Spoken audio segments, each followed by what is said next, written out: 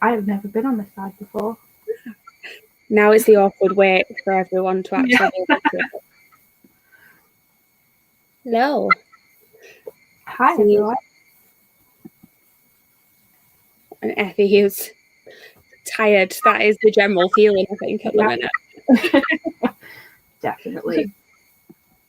So yeah, how is everyone? I will start by saying what we're reading, I suppose. So I am reading The Road Trip by Beth Orlando. Basically, I have had a not great reading month. I've just managed to finish my TBR, like literally just managed about a day ago. So now I'm just trying to fit in one last thing before I start my slightly intimidating August TBR tomorrow. I saw your TBR video. Like, I love it. Like, it's so much fun. I am reading Middle Game by Shauna Maguire, which was not on my TBR. And I finished very few of my TBR books. Like, it's not been a bad reading month, but I just like wasn't interested in my TBR for like all of July. So yeah, I have 3 books to finish today. Middle Game being one, just because like I need to finish it. And then I've got an hour left of the audiobook, and I'll be moving on to The Unbroken by C.L. Clark. Hi Kendra, how's it going? Hello. Yeah, I think I've literally just started this. It's like yesterday. I'm on page 25, and it's a 400-page book, and I'm attempting to read it all today. They are like quick, easy reads, though. Yeah, I mean, I think I've read all of her books now, and the first one I listened to on audiobook, Flatshare, and then the Switch I ended up reading, and that one I remember being a really quick read. So I'm hoping this is the same. See, I feel like I read the Switch really quickly because I wanted to get to like the romance, and then there wasn't really a romance, and I was like, oh, okay. But like I still enjoyed it, but I liked the Flatshare a lot more, I think. So far, this one's more of a romance because it's. Do you know the basic premise of it? Yeah.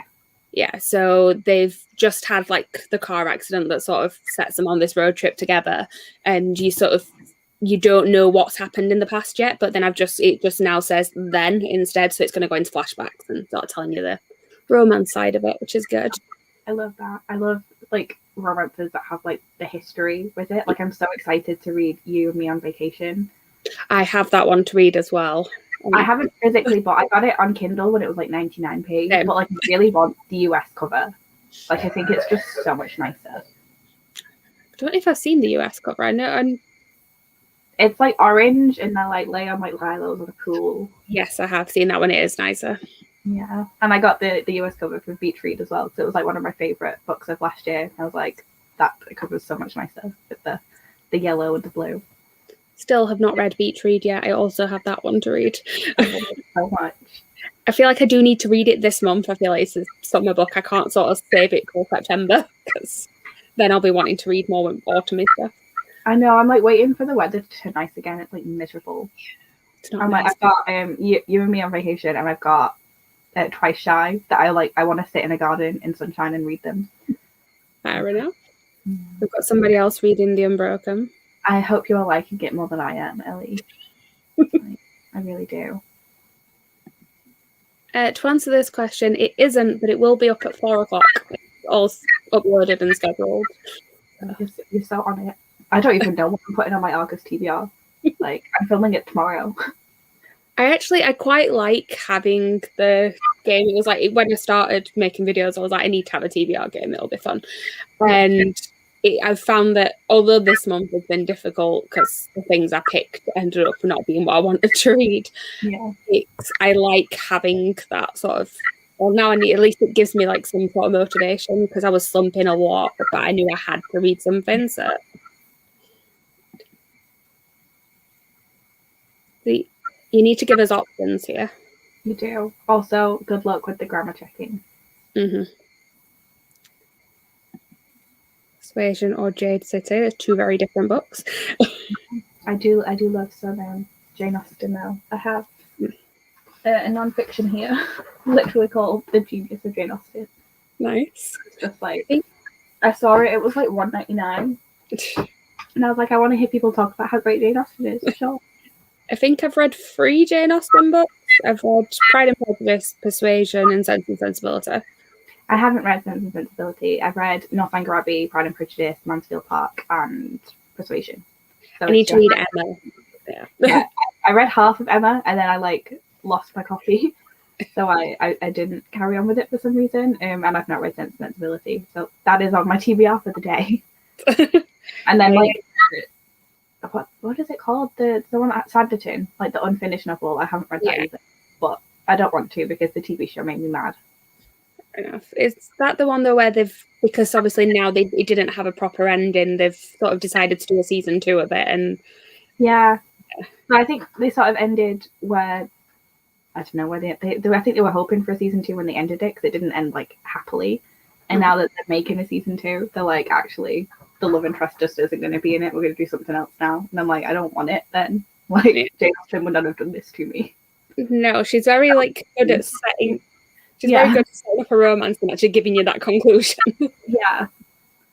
And I just wasn't satisfied with it. And I really liked the other guy that they just got rid of. Hi, Christy. How's it going? I like how you are living up to your trend of reading the middle grade monthly book on the day of the live show. The last time I was on Sprint, so Christy, she was reading Me, My Dad, and the End of the Rainbow on the day of the live show. So I like that. Yeah. And Jade and Gav both managed to read it in the race. Yeah. So hopefully you'll be able to do it. Okay, yeah, I'm 51% right now, so I'm still not enjoying it, but hopefully I get there. Yeah. Ooh. I haven't read Little Women since I was 10, and it made me sad. I think I read a lot of the series in one go, and people kept dying, and I wasn't okay with it. I've read, because it's confusing, because whenever they do an adaptation of it, they adapt Little Women, but then also Good Wives as well. Yeah. I've read Little Women, I haven't read Good Wives, and I know that's when it starts to get sad. So I'm sort of just avoiding it at the minute. I feel I had an omnibus of the whole thing, and it was sad. I wasn't okay. As a 10-year-old, I was not. I never read British Terrorist yet. I was not equipped to deal with the death of fictional characters. I heard the book is fantastic. So I've listened to the audiobook. It is good. There's various versions of the audiobook, and there's a new one I think which is read by Laura Dern, who was in the late adaptation. I think that's on Scribd, maybe, but could be lying. I'm actually looking at. I have a Little Women print on my wall up there that's illustrations of the newest film version, so it's got Laura Dern on there. I did like the new film. I watched it a few times at cinema. To try and finish 2 books today. First is a biography of Mary Ward, and the second is Say Her Name by Juno Dawson. Juno Dawson's one of those authors that I've got things from, have not read anything yet. I've got 2. I've got Clean and Wonderland. Haven't read either of them. I feel like I've got one on hold at the library, but it's never one that I've gravitated towards. Also, I love how we both got Dosav just in the background. Got the my Lainey Taylor shelf is just Pride of Place. I don't have enough to completely fill because I've got the small shelves. You just need to fill 2, so it's Lady Taylor and then also Poppy War. Poppy War, I've split. I keep reorganizing my bookshelves and it's an issue. So I have a favorite shelf, and then I have 2 red shelves, and then just an entire TBR shelf, and it's not good. But my TBR shelf has 2 of the Poppy War books because I've only read the first one. Because I was reading the Dragon War, and it got very stressful, and I wasn't prepared for it. So I get 45% in, and was just not now. And it's been 8 months. See, so I have a thing with either buying special editions of books when I've not read them yet, or not getting them, missing out on them. What's that? And then regretting it. Yeah. I didn't get the Daevabad books, and I'm so sad about it now. Well, spoiler alert, I might be starting to read that soon, and I might be regretting it. I really enjoyed the first one, and then because you can't find the hardcover for it anywhere, I just out of spite didn't read the second one. If I can't have the pretty edition, but I don't want it. Well, with the Poppy War ones, I actually, because I'd already made the mistake of not buying the Daughter of Smoke and Bone one and then missing out on it, and then since then I've had to hunt that down. Yeah. I made a point of reading the first copy where I got it out of the library. Finished it, immediately went and ordered the Illumicrate special editions because it was amazing, and then decided, oh no, I'm going to carry on with this series now, and I just wanted to like curl up in a ball because that series just is pain. Yeah, I bought them because I'd read the Poppy War and really liked it, and then knew that even if I didn't like the next two, I'd still want them. But I just, they're very stressful and they hurt me. But even if you don't like the rest of the series, it's just those edges. And like the Naked hardcover having like they're beautiful. I can't help. But I read, they're like incredible. I read Josab like when I was in high school though, so like as soon as that went on sale and there was going to be a Rosie Thorne Streams of Dream mug in there, I was like, well, I have to. Yeah, I've got my special edition of Streams like way up on the top, so it's like safe from the elements. I'm trying to think. I've got a load of special editions coming of things that I haven't read coming up. Like I've got all the Illumicrate ones. I've got the Raybearer ones coming. Haven't read it. I've got Night Circus coming. Have not read it yet. I read that a few years ago and gave it 3 stars. And was like, well, I can't justify buying it. And then I reread it for whatever-a-thon and gave it 5 because knowing that it's what it was so much more enjoyable. So I was like, well, now I have the excuse. See, I do have an idea of, like the things that you're supposed to know going into it, that it's not what people maybe thought it was. So. Yeah, it's not a massive competition. Like, that's not what it is. If you go into it thinking you're going to get like a big tournament, it's not happening. Same, Christy. So free through a 24-hour readathon right now because I did not read any of my TBR this month. Watching TV is good. I also have the TV at the side of me with the Olympics on. No, watched any of the Olympics this year? I've watched bits of it. We're on athletics now, apparently, but I was more interested when it was like the diving and the swimming and the gymnastics. I don't know. I feel like I got all sported out with everyone talking about the footballs, and now I'm just like, it's too soon for more sport. Yeah. I do also think of it. As a kid. I never read Little Women as a kid. I've only read it since seeing the film, actually. I had it in... I was that nerd who, when I got a Nintendo DS, wanted the 100 Classic Books game, and it was on there. And I read Laura Dune as well, and like that is one of my favourite books. So, like, it was not an ideal reading experience, though. Can you imagine a tiny little 2DS with just, like, a full-on classic book on it? Like... It doesn't sound great. No, my sister read a lot of classics as a kid. So like I've got my Jane Austen copies. Some of those are hand-me-down ones from her where she's got nicer editions since.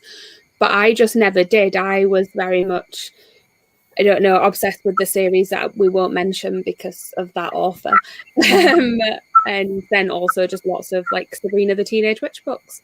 So I was obsessed with like anything I could get my hands on. So like the Enid Blyton books, even though she's also a terrible person. But she's dead now, so she doesn't profit from it. It's fine. And Roald Dahl. I read The Witches so many times. And is it the Twits where they just like turn upside down and just like die? I'm like, they were so fucked up. I think my favourite Roald Dahl book as a kid was George's Marvelous Medicine. That I've still had my copy of that from being a kid, and it's just battered. But then I've got like a nice box set with all of the Roald Dahl books in now. I love the Howard Henry books as well. Like I don't know why they were like terrible, but I really liked them. See, I have the paperbacks, the American paperbacks of A Darker Shade of Magic, and I think they're just as pretty as the Illumicrate ones. And like each of the books was like 3-4 stars for me, so I'm not that sad about it. See, it's one of my favourite series, so I'm quite happy that I have it. But no, I do think that you said the American paperbacks are very nice. Anyway, the box set you can get is nice. So. Yeah, I think ended up getting some from Book Outlet because my friends, my uni friends lived in America and came to uni, or came to England for uni. So like I would just send them things over the summer, and they just bring them back for me. But I miss that now. See, this is my policy now. In the Spin the Dawn books, I have no idea if I'm gonna like those, but like they're really pretty pastel colours, so like why not? Fair enough.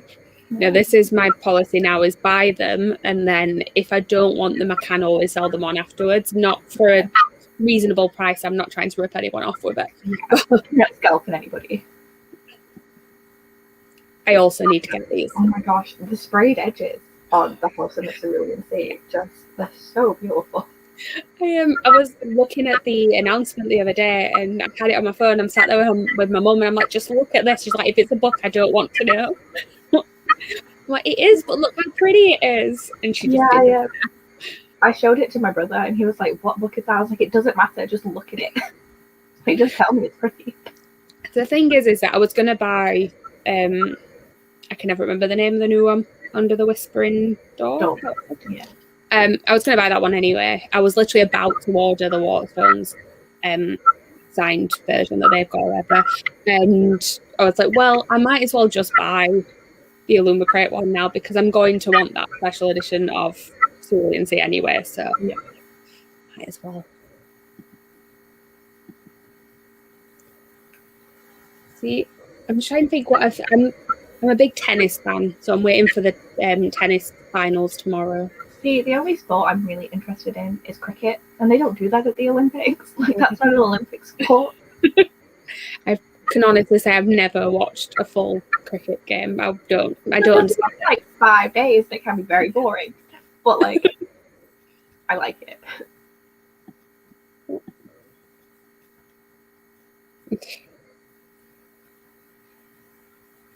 See, the books when I was a kid, so I'm like 30, so the books when I was a kid, when I hear other people talk about what they had, I'm like, yeah, they went out when I was younger.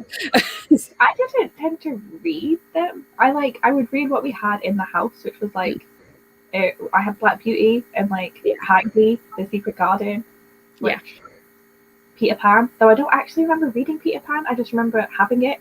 So, who knows if I read that. Maybe I was just like, why would I read this when I could watch the Disney movie? Sounds about right. I am also waiting for my Brown Sisters. I am same. That's another one I have ordered. Yeah. This is what I did with Dosab, and then I had to hunt down the full box because I wanted everything. I looked at the Dosab box when they had like the low stock warning, and I was like, do I buy it? And then the next time I went on it, it sold out. I'm really regretting not picking up the Spinning Silver and Uprooted because I haven't read them yet. Yeah. But I feel like I will like them, and I didn't buy them when I had the chance. I kept seeing a lot of issues with those ones, though, with people receiving them and they're not being printed properly or being damaged when they arrived. And I was like, not entirely sure. It was like something to do with like the like foil work being printed not in line with it actually on the jacket, or like it not being gone at all. No, that sucks. Yeah. I mean, my brother kind of gets it. I convinced him that he should give audiobooks a try, and I've just been sending him all of my YA sci-fi recommendations because they're the ones that he's more interested in. So sometimes when I show him a pretty book, he's like, oh, that is actually really pretty. But I like that. See, my sister reads a lot, and she has you go into her house, it's just books everywhere. She's run out of space completely. She's just got stacks of books on the floor now. And she does appreciate the pretty copies, but she doesn't necessarily go out of her way to buy them. Yeah. So if someone bought her one, it's fine, but she's not going to be buying all the subscription boxes and things. And also we have very different tastes, I found out. So it got to Christmas and I bought her Addie LaRue because I was like, I think this is one that we might actually both appreciate. And she didn't hate it, but she only gave it 3 stars. And I'm like, this is my favourite book I've read all year. Yeah, so me and my friend, we have vastly different tastes in books as well. And I recommended Strange the Dreamer, and I was like, if you don't like this, then I'm not sure where to go from there. Just don't tell me. But she looked, and I was like, phew. Right, I'm just trying to share it because I come to get them before we started. It's because I'm thinking well, I was going to say it's 20 past, but it's just gone past 20 past. How long do we want to go for? It is. I'm easy. I do prefer a longer sprint because I feel more productive. But should we start with like 45? Somewhere in between.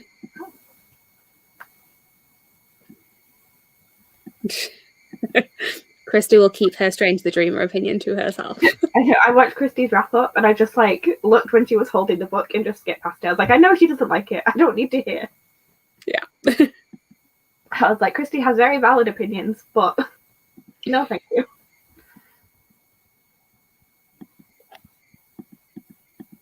Nope. There we go. Right.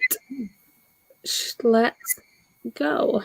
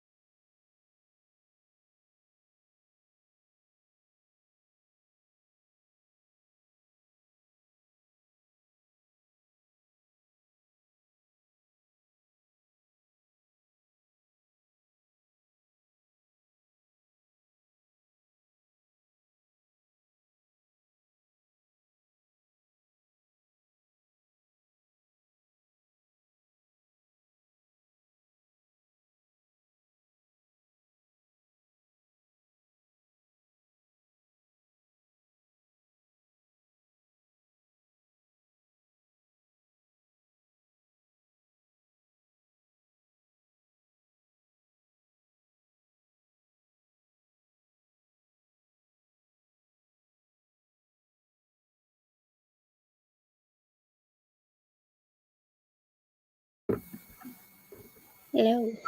Hi. How did everyone do? I have very little of middle game left. I have a whole 20 minutes of the audiobook to go. So Nice.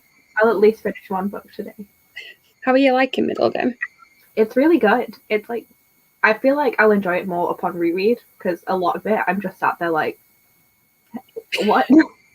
But to be fair, some of the characters, they also have no idea what's going on. So, Fair enough.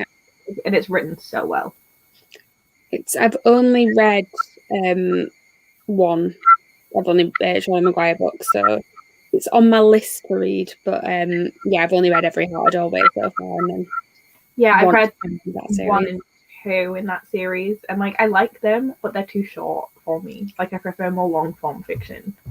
So like it's really well written, and it's a really good like premise and idea. I just wish it was like another 100 pages. So this one's more in your sweet spot then, because it's the writing.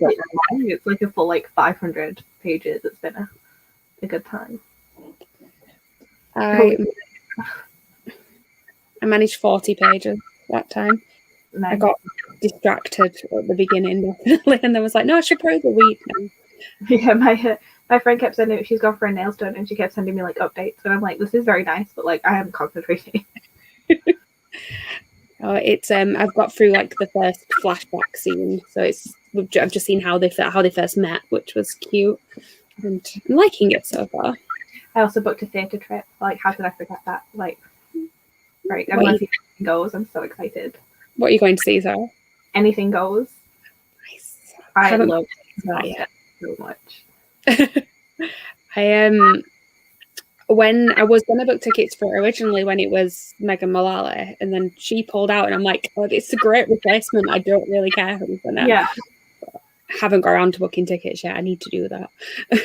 Yeah, me and my mum were just talking about it last night. We were like, oh, we should invite family members as well, make it like a big thing. And like everyone's got back to us saying, actually, like that's short notice. And I'm like, yeah, no, it was like a spur of the moment plan. So yeah, and I've got like I have so many vouchers from like last year when all of the shows got cancelled that like I'm just trying to figure out when I can go to London and spend them all. But I got tickets for the Bonnie and Clyde concert. I forgot about it because I was stressed at work. And when I went to buy the tickets for the Monday, because the Tuesday sold out, there were 2 left. And I was like, I am getting one of those. I was at work when the pre-sale started, and they'd just changed how my sort of diary setup is at work, and changed my break to 10 a.m. And I'm like, that is perfect. It's right as it starts. So like we finished the meeting, and I ran into the staff room just to be like sat there on my phone. That pre-sale. Yeah, I just like forgot it was happening, and like the emails didn't come through until later. Like my phone just didn't refresh. Yeah. And then Tuesdays when the next one was happening, are just like really busy at work for me because like I have like a day off on Wednesday where like I'm not interacting with customers. I'm like doing an apprenticeship, so like I catch up on everything Thursday morning, and so it just like split my mind. And I was like, no, if I miss it, I'm gonna like actually cry. It's fine. I'm very excited about it. Yeah. We scared somebody. Sorry. I feel like it's a rite of passage if you're on sprints. Like someone has to get scared. Exactly. Nice. Productive. I like it. I played a lot of Temple Run and watched a lot of baking. You know, like on Instagram, my For You page is just people decorating cakes because that is my go-to when I'm listening to an audiobook and don't want to be productive. Nice. Trying to pull it all together. Get on with stuff. I had a very productive morning before doing this. I just suddenly woke up with the need to like tidy everything in my room, and I was feeling really productive, and then was like, right, I'm going to sit down and read now a little bit before the sprint starts, try and get a head start with this. And then the boiler decided to stop working. Oh no. So I'm fixing that instead. So I've had a productive morning, and now I'm sitting and relaxing. Read much, had some lunch, then was messaging a friend. Because thoughts on my best friend's ex-husband. Have not read that one either. Me either. I do need to eventually. I think I've got one Grady Hendrix book. I've got Southern Book Club's Guide to Slaying Vampires. Can never get that one out. But no, I do need to read I've heard good things about Westbound Exorcism. Yeah, me too. 28 Pages of Jade City, which is another one that is on my to-read list.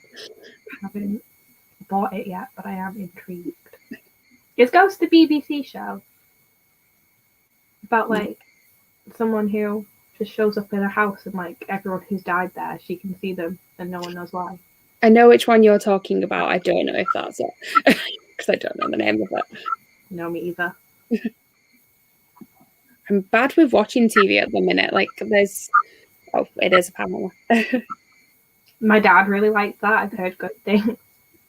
But like I've also been terrible at watching TV. Like I need to watch I think the last thing that I properly watched all the way through was probably Love Victor season 2. And then before that it was WandaVision. And I need to watch Falcon and the Winter Soldier, and I need to watch Loki, and I haven't started either. Yeah, I've watched none of the Disney Plus shows. I haven't even watched The Mandalorian. I've seen nothing. Same. And I don't understand why, because like I'm a big Star Wars fan. I'm like, why have I not watched this? I didn't like the new trilogy so much. Like I wasn't the biggest fan. But like I loved Rogue One. Like I loved it.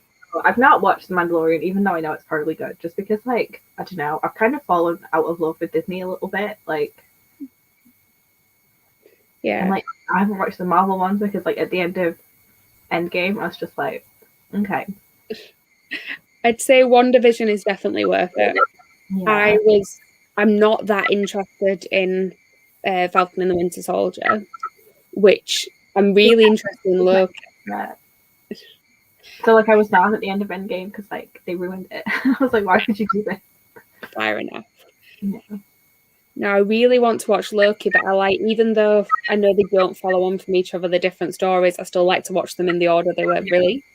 Although that being said, I went to the cinema to see Black Widow, so although that was supposed to come out before the rest of them anyway, and is also set like in the past, it's like after Civil War but before Infinity War. Yeah, I haven't seen that one yet.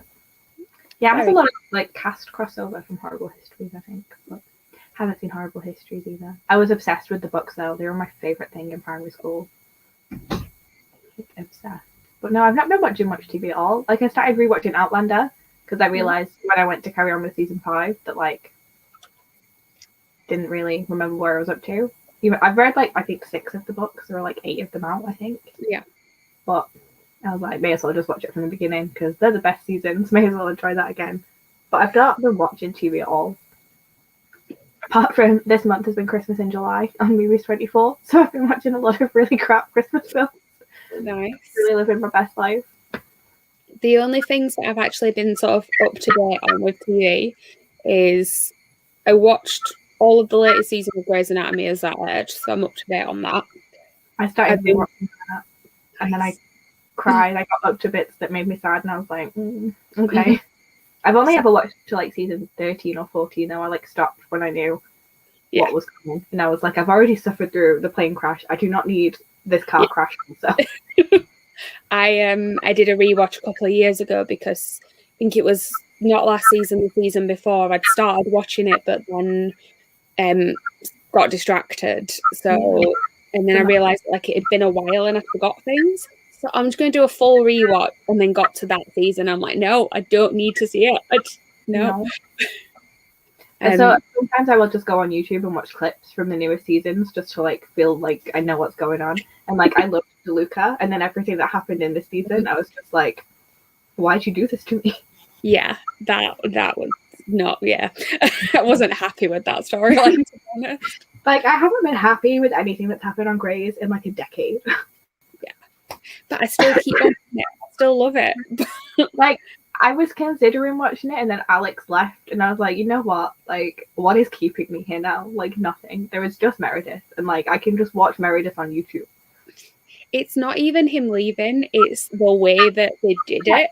I saw like his letter, and I was just like, I wanted to fight somebody. I was like, are you kidding me? He didn't even get like a goodbye episode. He was literally in it one episode. Then he was traveling somewhere, and then that letter happened, and it's like. Okay, like character's been in it since the very beginning, and you Like, didn't there's even give him a so sense. much character growth and like completely changed as a person to become like everyone's favorite, and like you've done this. Yeah, and then didn't even give him an actual proper goodbye. I was yeah. fuming. I was just like, I'm not even watching the show anymore, and I'm still so mad about it. No. But yeah, the only other things I'm up to date on is RuPaul's Drag Race All Stars. It's on at the minute. And have you seen the Apple TV show that's come on, the musical one, Schmigadoon? I've seen the trailer for it. I really want to watch it, but I feel like I'll enjoy binging it. So I'm just sort of waiting. I watched like 3 episodes of it last week, all the ones that were already out. I watched it with my mom. It's so good. Like, I've always loved Brigadoon, so like having something that sort of takes a piss out of Brigadoon is like going to be entertaining. Like, because it's taken the piss in like a way that is still like, you know, isn't it? It's like we understand that Brigadoon is ridiculous, and so we're going to have fun with this. Yeah, it's fun as well, sort of seeing people, because it's got a lot of like Broadway actors and stuff in it who obviously weren't working on Broadway because the shows weren't open. So like I was supposed to go to New York last year for my birthday to see Moulin Rouge, and obviously that didn't happen. So but it's in London soon, so I have tickets already. Yeah, well, it's in November, and I'm just like, well, that's when my birthday is, so I can go treat myself to a trip. I think your birthday is the same day as mine, right? Yeah, we have the same birthday. No, because it literally opens that weekend, pretty much, or the weekend after maybe. And I think it's the weekend after, because I was like, there were previews, and I was like, So because I'm down in London that weekend with my mum and my sister, and we were going to try and go see Moulin Rouge then, but my sister wants to go with her boyfriend to see it, so okay, we'll just wait. So I'm going to see it in January, and then for my birthday I'm going to see Cinderella instead. Oh, I want to see that as well. I want to see everything. I had tickets for Dear Evan Hansen, I had tickets for Be More Chill, I had tickets for Hairspray, I had tickets for City of Angels, which hasn't even opened again. Yeah. that project like opened for like what, a week, and then it was just gone. I was like, okay. City of Angels was one of the ones that I hadn't bought tickets for yet, but I was planning on getting tickets for. I am in love with Bradley Fraser. I love him so much. And like as soon as I found out he was in it, I was like, amazing. And then Rosalie Craig, and then Theo James, and then whatever her name is from the girl group who was also in it. Just Nicola something, I think. Yeah, it's Nicola from Girls Aloud, isn't it? I can't remember her last name. I was like so excited, and then like the week before I was going, lockdown happened, and I was like, I cannot believe this. Never opening again. They're just like, oh well. I was very happy that I managed to see Be More Chill like just before lockdown. It was the last thing I saw, but then I've ended up going to see it again since. But yeah, if you are able to get down before September it's closing, I would recommend it. I'm thinking of booking a few days off in August and just going and trying to get tickets to everything with vouchers, and then every time I can't get tickets, so I'll just try and get rush tickets on the day. Just like you should be able to get Be More Chill. What was that? Heather's has rush tickets, and I'm like, I really want to go see Heather's. I have tickets for the tour of Heather's, and I have tickets for the tour of Waitress, because that's one that I'm upset. I was gonna go on closing night. It was already closing anyway, wasn't it? Yeah. So I'd been in. I mean, I've seen that show too many times. It was literally like a comfort show. So if I'd finished work one day and I'd be like, I'm not in the best mood, let's go and see Waitress. Yeah. So I ended up seeing it. I see it once, and I was so sad because I got tickets when Kat McPhee should have been playing, and she wasn't that day. It wasn't her swing, and like the person who was her swing was like fantastic. But like, I love Kat McPhee. Like, Smash is like one of my favorite shows of all time. Yeah, I was like, oh, this is fine. Like, see, one of the things I'm happy about with the tour is that I really love Lucy Jones as Jenna. So I've seen her in it quite a few times. Like, I've seen the show 8 times now, I think. The first 2 times were with Katharine McPhee, and then the last 2 times I went was when Lucy Jones was ill, and also so was the understudy. So they ended up getting somebody from America, Desi Oakley, to come over and do it. She was in London anyway, so she ended up, or they flew her over. It was something weird. Yeah. And she literally did it for a week. So I saw her, then I saw Sarah Bareilles, and then was planning to go back and see Lucy Jones before it closed. And then lockdown happened. So I'm glad that he's doing the tour, because at least it's like one last time. I love how the comments have just stopped. Yeah. Like, having a good time. Yeah. I definitely love living in London though, just being able to like decide to go see a show. Yeah. Coming home from work. Like, like the amount of shows I would have seen already is not real. Like it would be ridiculous. Same. I mean, I feel I'm not entirely sure how I feel like with going to the theatre at the minute. Like when I went the other week, everything was still distanced, so it felt safer. So I am a bit cautious. I mean, I've got tickets for something midway through the month, but they were ones that have been pushed back. And I don't know how I feel about going, but at the same time, I know if I was down there, I would have already been loads. Yeah, I would have definitely have been a few times. I'd have seen Heathers by now. I'd have hopefully seen Cinderella. Don't know how many tickets are available for that, but I really want to go see it. Even though Angela Gregor is like objectively a terrible human being, like I still love his shows. Yeah, I really want to see. I've seen it before, but I want to see Phantom of the Opera again because I want to see Killian Donnelly in it. Yeah, it's been a while since I've seen Phantom. The last time we went, we were all like really broke students. We were like way up high. But like when you're that high up, you can see how clever the lighting is. And I was just like, this is a view I've not had before. It was the same with Les Mis. Like the lighting in that show is like so cleverly done. And like when you have seats where you're just witnessing the show, like you don't get to see that as much. That was interesting. Yeah, the last time I went to see Phantom, I'd gone on a trip with uni, and one of my tutors actually worked on the show. So we got like fairly decent seats we got good seats. We were sat like fifth row back in the stalls. Yeah. And when we got in, like they just sort of filtered us in. They had like 2 rows that were blocked out for us, and they just kind of filtered us in, and we ended up being sat bang in the centre. And nobody I was going with had seen it before, and I'd seen it like 3 times, I think. And I looked up and I was like, yeah, we're sat in a good spot right now. And they all had no idea why. I just didn't say anything. And then he got to the interval and the chandelier came down and they were just, I went to see it when it was on tour in Manchester and the chandelier came down, but I was like in a weird seat where like the balcony was just above us, so we couldn't really see the chandelier. So there was a little TV screen in the corner where you could see the chandelier falling because they didn't want you going like this to see what was happening, which I still did. But like, it was nice that they put the little TV there so that we got the full experience. Still a little bit strange though.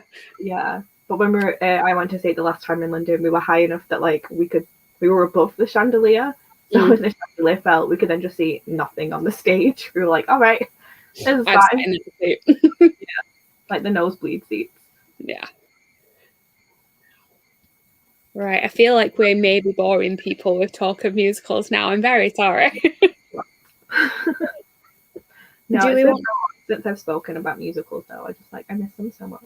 Yeah, so again, it's sort of a thing I just sort of talk about my mum about. She does actually enjoy musicals as well, but I feel like there's only so much that she can actually take. Yeah, me and my mum, we listen to like different musicals. So like she hasn't listened to Hadestown, which is like my go-to musical at the moment. Yeah. So she's like, you listen to that depressing musical again. I'm like, yeah, but you don't understand. It's not depressing at the beginning. Yeah. Like, why didn't you was a vibe? So my mum went to see Be More Chill with me the other week, and I said to her before she went in, I'm like, I don't know if you're gonna like this. I just don't know. And we got to the interval and she just looked at me and I'm like, you're not liking it, are you? And she's like, she came out, she's like, can we go and see Wicked again next time? I'm like, yes we can. I do love Wicked. My mum really wants to go see The Prince of Egypt, which made me cry when I went to see it. That's one I wasn't sure if I wanted to see, but then I ended up catching the film on TV the other week, and I'm like, I used to love this film as a kid. I kind of should go and see the musical. I went to Catholic school, so like they put that film on a fair amount when they needed like something for us to do that didn't involve them actually doing anything. So yeah, that film was like a big part of my childhood. And then I don't know, there's like I knew that like seeing it, I would just hear like Deliver Us and just like not be able to cope with the rest of the show. And like it is so good hearing people actually sing it live. It's also got a really good cast again as well. That's the thing. I remember sitting on a bus on the way to work, and the advert before a YouTube video was the sort of preview they did of it for like people who I guess were paying money for something, I don't know. And they were singing When You Believe, and it was just like this big production of it. And I was just sat there and I was just like crying on the bus on the way to my job, and I was like, this is fine. See, I think it's that song that puts me off in a way, because I like it in the context of the film, and I assume I like it in the context of the show. But all I think of is like the X Factor version of it. Did a version of It was like a winner's single at some point. I can't remember who it was, but it wasn't good. And yeah, I just think of like the singles that are released of it, and it puts me off a lot. I think someone put on one of the singles once, and I just tuned it out. I was like, no, you need this like the version from the film. Yeah, I think in the context of the story, it's like a really emotional moment, and it worked really well. Yeah. On its own, it just feels really cheesy. And when they make it like sort of poppy, it just feels really disingenuous. And I'm like, no, this is like an emotional moment. Like, yeah. Like it's literally as if leading the people. Yeah. Like you gotta have some kind of gravitas to that. Yeah, and they're just having like, was it Beyonce who did a cover of it or someone? And I was just like, this isn't what I thought it was gonna be. Yeah. There's a lot of that though. Like I said to you yesterday that I was talking to somebody at work about musicals while they asked me a question about things. And he asked like about what shows I've seen the most. I was like, well, I've seen this one. And I was like, I mentioned Josie. And he's like, well, who did the single version of that? And he's talking about like Jason Donovan doing Any Dream Will Do. I'm like, yeah, that's not the sort of vibe of the show, really. Like, no. I hate when they release single versions. Like, I understand it's necessary for them to release a single and that most people will want to buy and it might increase ticket sales. But like the single version of Phantom of the Opera that they released with the guitar, it makes me angry. And they changed the words, and I'm like, why did the words need to be changed to something that basically means the same thing? I don't understand it. It's like Kerry Ellis did an album that I love her, but she did like an album that was Wicked songs, but with Brian May doing the like guitar on it. So it was like a rock version. It was mixing up We Will Rock You and Wicked. Yeah. Both shows. And it was just like, it's not really needed. I don't need Defying Gravity, but with a guitar in the background. Like it's fun when you can take some songs and like change up the tone of them. But if the song is telling a story, and like it's probably being told in the best way it can be. Like just take a random pop song and do it that way. Like you don't need to do it to a musical theatre song. That's already been through a lot of production to get to that point. Yeah. It's just right. It's past now. We've officially killed off the comments and talking about musicals. Shall we sprint again? Yeah.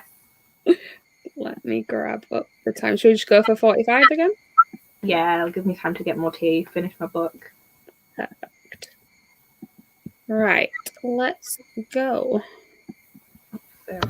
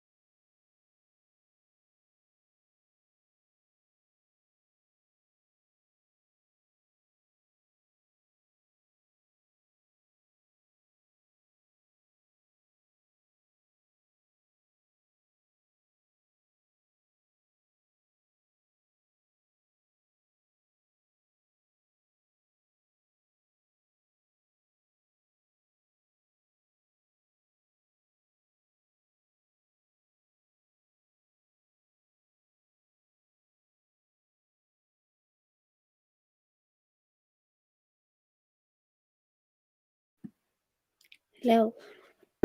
Hi. How did you do? I finished middle game. Hey. It was really good. 5-star. I've had no 5 stars this month until this week, and I've had 3 this week. So, like, Nice. one was a reread, so I'm not sure it really counts, but It still counts. yeah. I read another 43 pages. Nice. Also, I read a chapter of my non-fiction. So I read about 30 pages of that. Fun. Now I'm like getting tired. I'm just like, I need to wake myself up. Is now when the sleep comes in. Maybe. Might have to be. I've also got company now. My dog has decided to join me. And so he keeps finding all of my socks and just bringing them to me. My dog is somewhere away in a caravan this weekend with my parents, so no company. And just not been to the music. Did you find more socks? Did you find more socks? Horrible. My mum's just gone to work, so he's now come to bother me.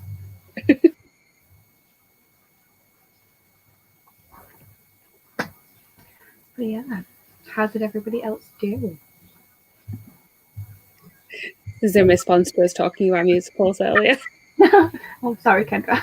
They are great. To give them another chance. 26 pages. Excitement of the dog. Yeah, if my laptop just goes sideways, it's because of him. Fair enough. I was editing a video the other week and I could just hear, because I've only got quite a small dog, so he just likes to kind of like explore the room and you can sneak in when you don't realise he's there. Yeah. And I could just hear him padding around in the background of the video and I'm like, I don't have another take of this. I'm just going to have to leave it. Yeah, no, Barney, he makes himself known. Like, he's not a massive dog, like, he's a little Cocker Spaniel, but he wants attention. So if he's in the room, you know about it. Yeah. My next door neighbours have just got 2 puppies. Apparently they went for one and then there were 2 left and they decided they needed both. And they're both Cocker Spaniels. We've got a King Charles Cavalier Spaniel. So he's like the smaller version of what they are. They've now got bigger than him. Yeah. And they are very, they make themselves known. They're very vocal. That way. He's not massively vocal. He'll only bark at like people who are coming to the house. And then as soon as they're like in the house, he's like, oh, okay, friend.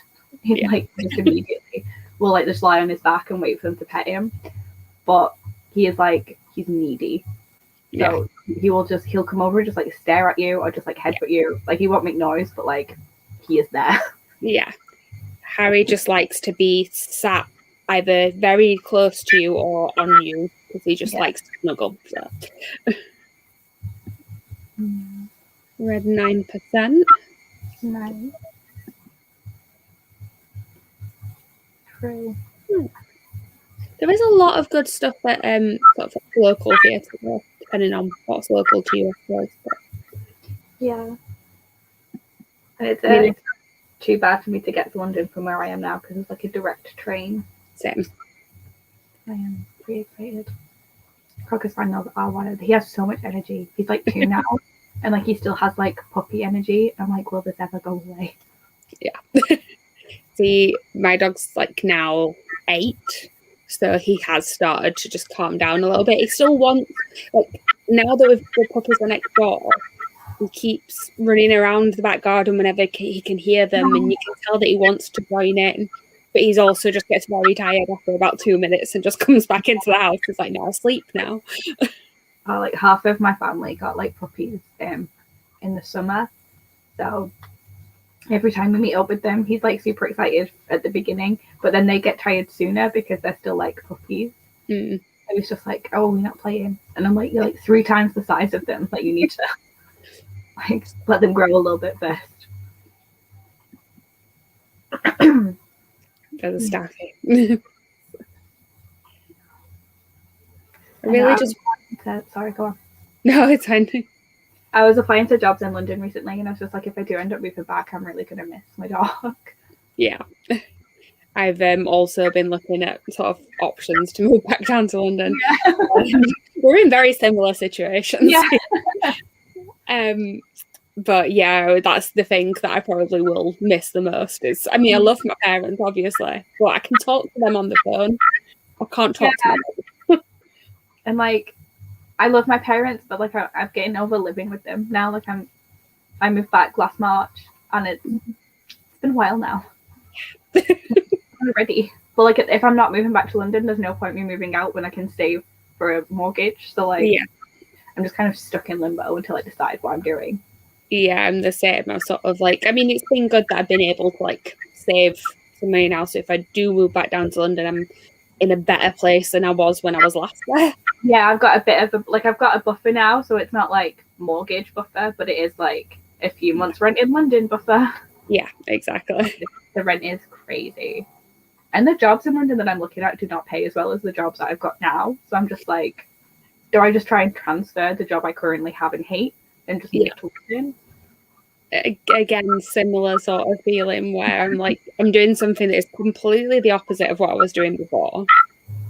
It's better paid than what I was doing, but also like completely different direction from what I was planning to do. So, yeah. I didn't have like a plan or a goal. I was just sort of muddling through until I figured out what I wanted. And then the pandemic hit. So I was just like, well, I guess I will go for this very stable, very cushy job that like, it's with the civil service. So the benefits are all really good. And now I'm just like, I hate it here. Yeah. Again, literally the same situation.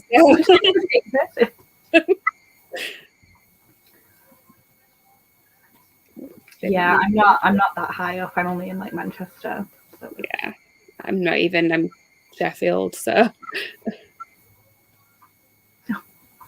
Fanny's just staring at me. Oh yeah, my rent was crazy. People that talk about their rent, like my friends would talk about it, and I'd just be like, yeah, okay. Your entire rent is less than the portion of rent I pay with my two other flatmates, and we don't have a living room. Yeah. I mean, I actually felt fairly lucky. Like my rent was more than I'd pay up here, definitely. Like I'd be paying that much for a 3-bedroomed house here. No. But it still wasn't actually that bad. But it was one of those where like the longer I was in the house, the more I sort of realised why it was that cheap. Yeah. And then once I moved out, we found out that actually what had happened is my landlord he was going through sort of having his insurance renewed. And then suddenly one of my other flatmates had moved out because she'd moved back to Australia. And suddenly when she moved out, it's like, oh, I'm going to be renting her room out because I didn't realise this. He definitely realised it. But he said he didn't realise that it was only allowed to rent to 3 people. So technically in more rooms than we were supposed to have in the house. Yeah. Wow. Yeah, I moved out of uni accommodation for like my 2 final years, and we lived in Wimbledon for 1 year and then Kensington for the other. So like we lived in the really dodgy part of Wimbledon. Yeah. And then we moved to like the dodgiest part of Kensington you can find, because Kensington is a very nice area. Yeah. It was difficult to find the dodgy part, but we managed. Yeah. But yeah, we had it was like a flat in like a massive block of It had 2 bedrooms upstairs and a living room, bathroom, kitchen downstairs, and we just didn't have the living room. We just had a bedroom downstairs instead. Yeah, I did that. Paying like ridiculous amounts of money for it. It was like, yeah.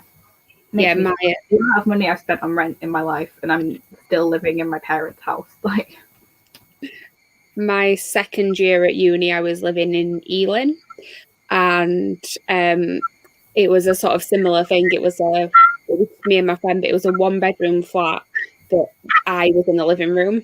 So she had the bedroom and then I was in the living room, so it became a 2-bedroom. But then it was, the rent was still a lot every month. Yeah, I was paying like so much money to just have a bedroom. And like when I'm like, we had a 2-bedroom living room flat in Wimbledon, and like as soon as we moved into the Kensington flat, I missed it. I was like, I get that our commute was longer, because second year we had to commute between Richmond and Kensington, so Wimbledon was a good base for that because you could get to both pretty easy. And then the last year we were just straight in Kensington, so like we didn't want to do the 30-40 minute commute, but like I wish we did, because like I missed having a living room. Like it was like you don't think of that as a requirement when you're like living somewhere. It's just kind of like in your head, it's like, yeah, everyone has a living room, and then when you don't, you're like, oh, this is why people have living rooms, so they don't spend their entire life in their bedroom.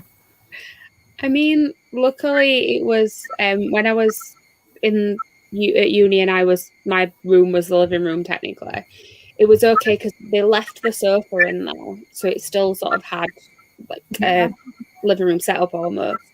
And I was the one who brought a TV with me and brought like loads of films and things like that to watch. So we just kind of made like I was living with my best friend at the time, so we did kind of just make it like we'd have like film nights and stuff in my room. But then sometimes it would be awkward at the end of the night, right? But like, okay, now it's my bedroom. Can you please leave? Yeah, we are go to bed now. No, yeah, we had because like it was a furnished flat, so I guess if you didn't want it to be a 3-bedroom, they would remove the bed, but like they didn't remove the couches. So yeah, same. There was a couch upstairs in the big bedroom and a bigger couch downstairs in the living room. So I got that one because I had all of my books, and I was like, unless you are willing to carry my books upstairs with me, I'm living downstairs. Yeah, because I'd already moved up like a first floor building before, and I was like, I don't want to do that. I have no upper body strength. So yeah, I was downstairs, but like there's only so much time that you want other people in like what is actually your bedroom. Like if you're in the living room, you could just leave. But I had like pretty much full-time hours at my retail job when I was at uni. So like I'd get home and I'd want to be able to sit on the TV with friends, but I'd also want to be able to like leave when I wanted to. And if you're also the living room, you can't do that. There is no wiggle room. It's just like rude.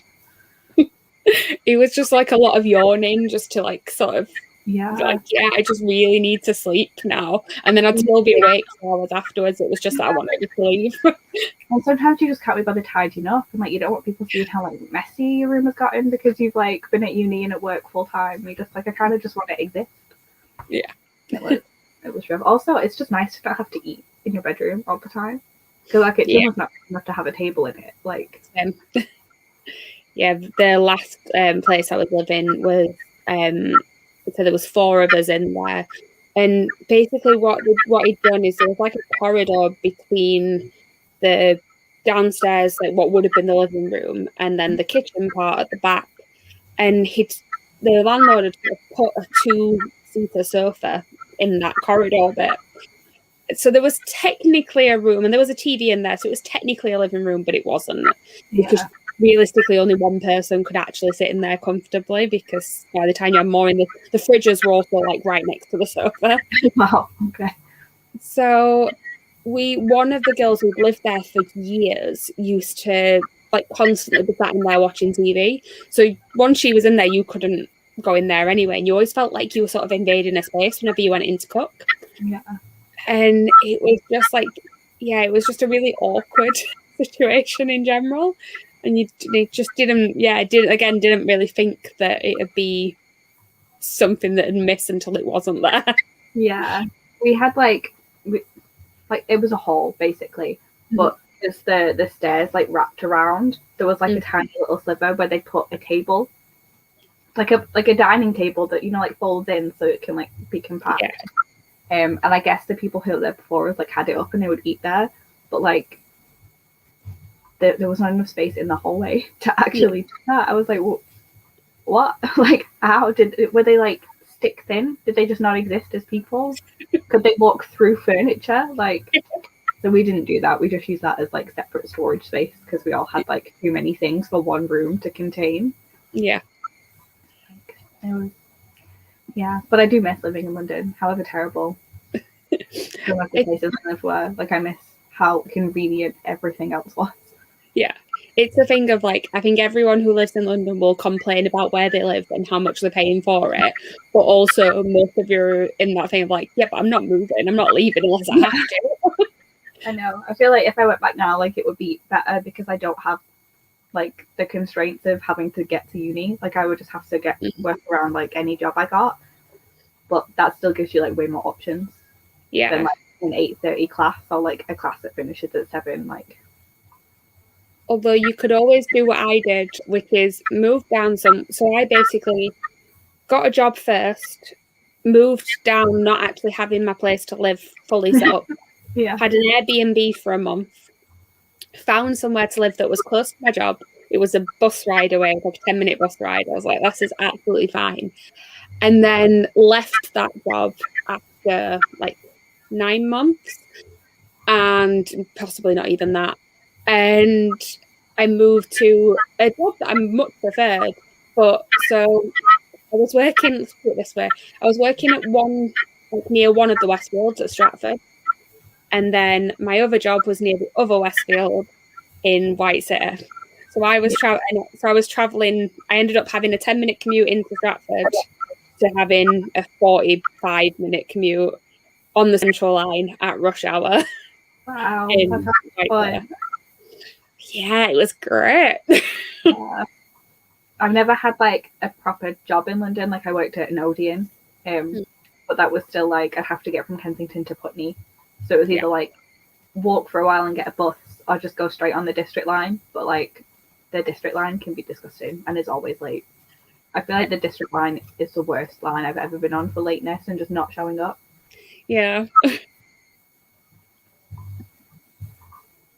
happy to move to a city. Yeah. I do like living in cities. I mean, I'm okay that where I live now is still a city, but it's not the same at all. Like, I feel a weird in between place where it is a city, but it's also still quite calm. Yeah. I live like right in between Liverpool and Manchester, basically. So like you've got either one on either side, but it's still far enough away that you're not really in it. But it still takes a while to get to either of the actual city centres.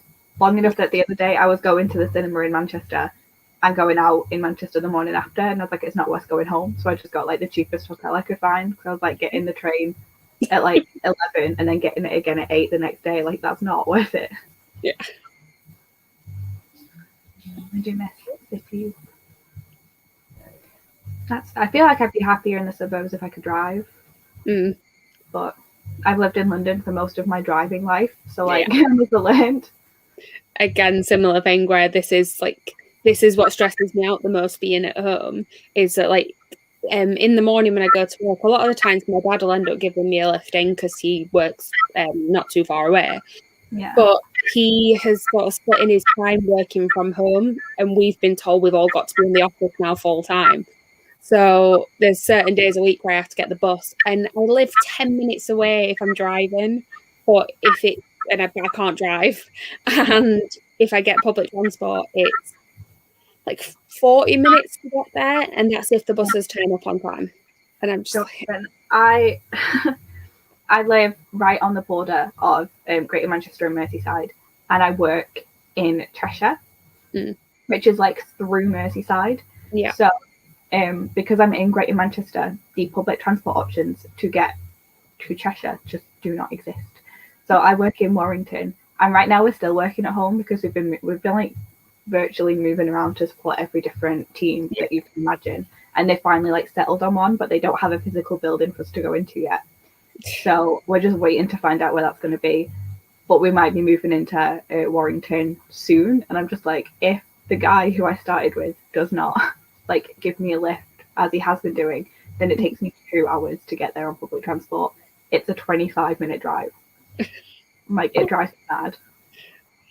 And I know it's as well. It's like going halfway in the wrong direction to get a train that's really expensive to go the right way. Oh, drives me mad. Like I know my commute isn't like 45 minutes. I'm like, that's not actually that bad, but it's the fact that like compared to I know how close it is, and it's having to like it's 45 minutes, but also because of the times of the buses, I'd have to leave like an hour and 10 minutes before I want to get there, because otherwise if I get the next one I'm going to be late. And I just miss being able to like literally just walk to the end of my road and there being a bus every 5 minutes, and just like, yeah, that's fine. I'll just £1.50. Like they were so cheap. Although when I went down the other week, I was really confused because it cost me £1.55. I'm like, oh, this has gone up since I was last year. 5p. Like, wow. No, and like the fact that you could like get 2 buses in an hour and it would cost the same, like it was great. I liked Newcastle when I went to visit. I've never been. I've always wanted to. We went with college. It was like a trip to be like, hey, do you want to go to this uni? And like, no one did, but we liked the city. There was a really nice Italian restaurant that we went to. I did one of those trips to Manchester actually, and it was like, well, they took us to Salford uni. I was like, yeah. But like, there are 2 unis like in Manchester city centre that they could have tried to sell you on as well. Yeah, it was really random, and also like, it wasn't even when we were at college. It was when we were at secondary school. I was 16. I'm like, I'm not thinking about this yet. They had a fun bit where they took us around like the media courses that we do though. So we went into like a film studio. Right next to Media City, isn't it? So I was actually in Media City the other day. They have a really great Alchemist if you want it for brunch. I do like the Alchemist. Yeah. I didn't even know they had one in Media City, and then my friend was like, yeah, I booked it for there because the one in Manchester was booked up for like months. And I was like, oh, okay. Guess I'll figure out how to get there as someone who does not drive and the trams are not running right now. I think the nearest one to me is in Leeds. But yeah, 45-minute to an hour bus ride to and from work. Yeah, this is where books are handy. Books when I'm on the bus, because like physically reading one tends to knock me a bit for 6 and I don't feel great. But if I'm listening, I can just like pretend I'm in an indie movie and just stare out the window. One of the good things about having to go back into the office is catching up on podcasts, because I listened to a lot of them and I got so behind on episodes last year because I wasn't commuting. I only really listen to podcasts when I'm taking the dog out, and it's only the one, because like if I'm listening to a podcast, I could be listening to an audiobook and I'd rather do that. But I started the Magnus Archives, and like I realized that I could only listen to it in the daytime because some of the episodes are really freaky, and I was not vibing with like being super anxious trying to go to bed, because they're all like horror, but like in a way that is like everything you've like ever had like a weird kind of anxiety about. They're like, we're gonna mess with you about that now. Like, do you think that there is one specific spider that is spying on you? Here is a whole episode where that spider kills you. I'm like, don't like that. So the ones I listen to are more like interview format ones. So yeah, I listen to a few of those, like Armchair Expert. I listen to a little meal, but like I don't find celebrities that interesting anymore. The thing with Armchair Expert is actually the one that I've been catching up on recently, and I like that they do the expert on expert bit where they actually have it's more, it's not just celebrities, it's like authors, or like the one I've just listened to is someone who makes documentary films, and I don't know, there's something about podcasts where I'm just like, I would rather like, nonfiction is not as interesting to me. Like, I don't know why, because I used to love like learning shit, and now I'm just like, I would rather not exist in the world actually. Like, let's watch fiction. So like I keep meaning to like go into them, and instead I just end up watching YouTube videos about true crime rather than just listening to a podcast, which I'm sure is used much better than the shitty YouTube videos I've been watching. I go through phases, definitely. Like sometimes it's like podcasts all the time, and then suddenly I'll just be listening to all audiobooks for a few weeks. I feel like I go through phases where it's either all audiobooks or all musical theatre soundtracks, and there's like no in between. Like, I don't listen to regular music anymore.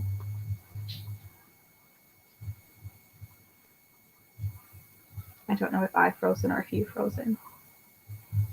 Just to be back. Like, that's probably my Wi-Fi, but I don't know what's going on. Can you see anything? Yeah, I can see. You've just like frozen. Like, I can see. Okay, you froze for me, but now you're back. Yeah, I feel like it was probably my Wi-Fi went out because it hates me, but... Well, you on your side, like the black screen came up with a buffering circle on mine. So. Oh, I've just pulled it up on YouTube. It seems like we're both there. Yeah, no, I feel like my Wi-Fi disappeared for a second. Oh, apparently it's me. Oh. I have no idea. All like weird and pixelated, and I was like, I don't know if it's me that stopped. I don't know if it's here. I'm just gonna like pop to the side. Listen to my brother listening to, I think, High School Musical in the shower. Like, I heard some Julian Phantoms before, and now it sounds like Work This Out. I don't know.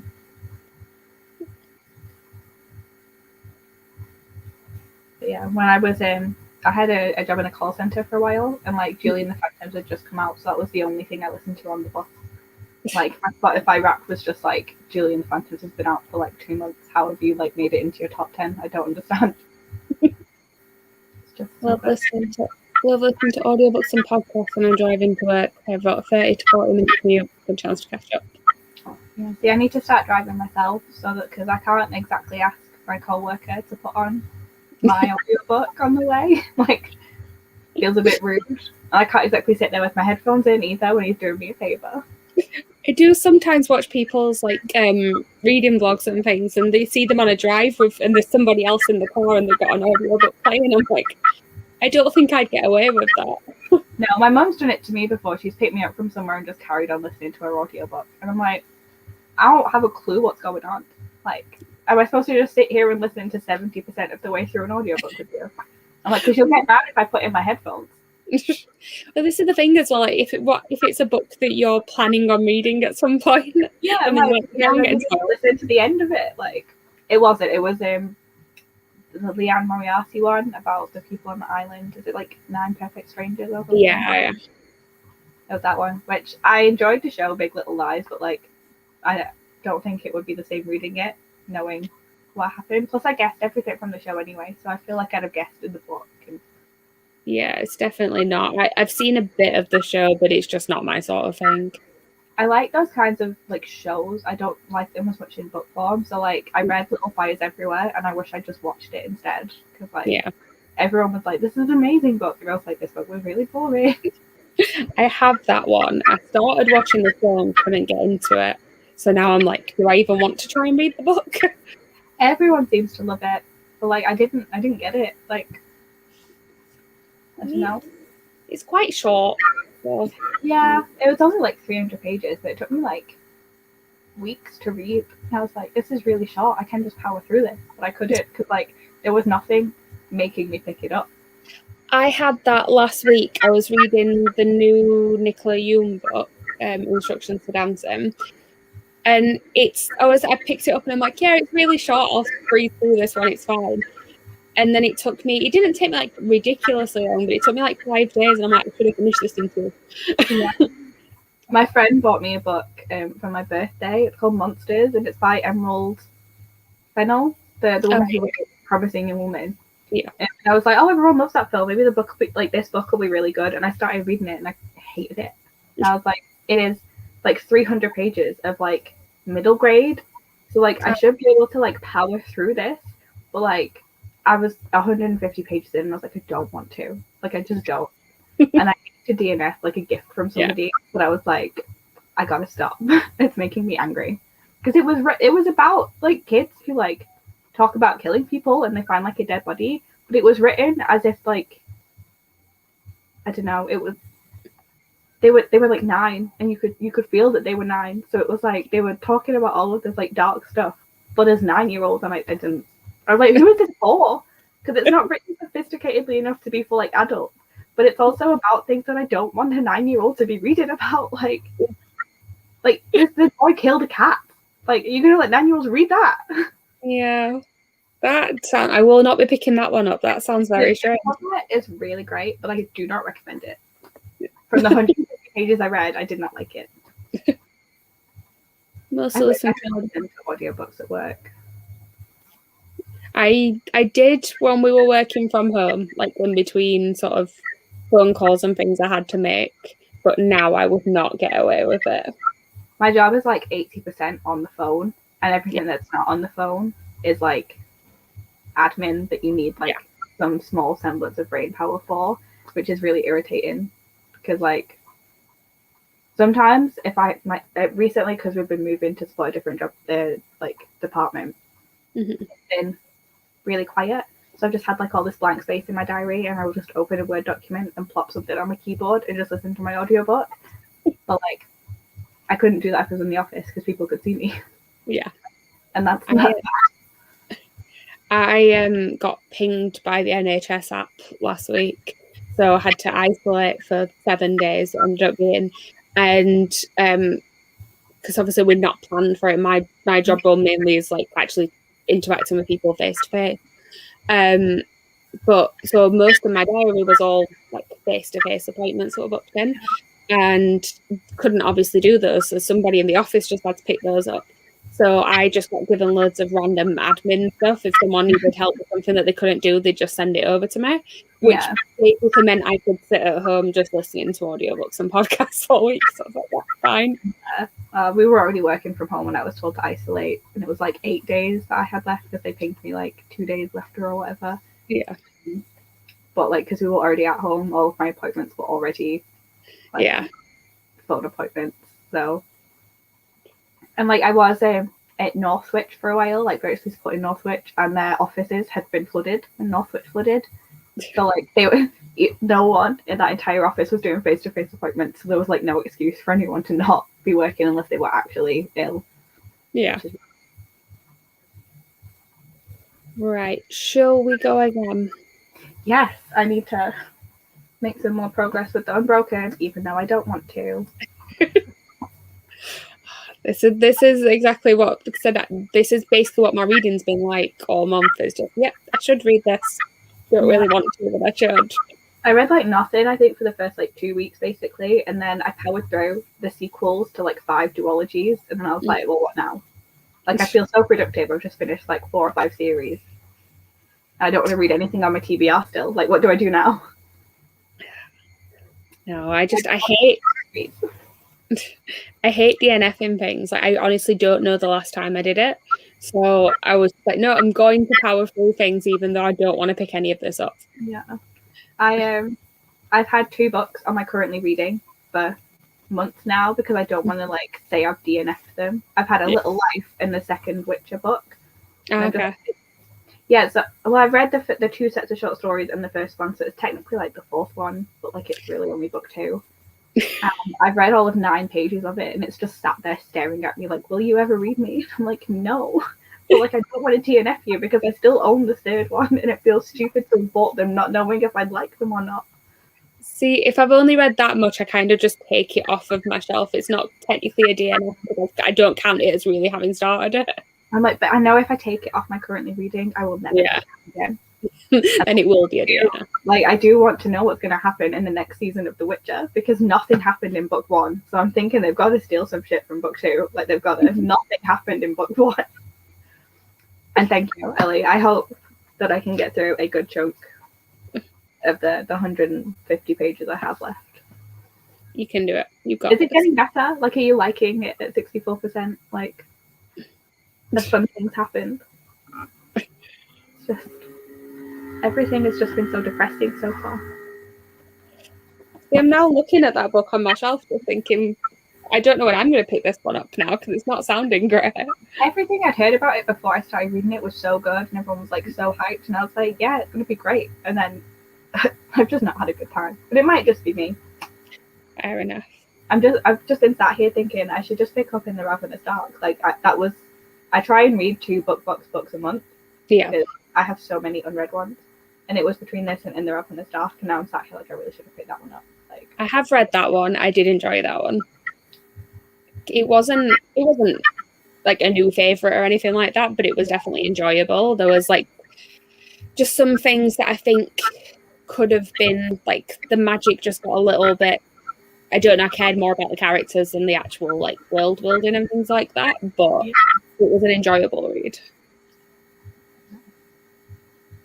yeah, I think I've seen only good things, and I'm like, where is this good thing coming from? Like, when does it hit?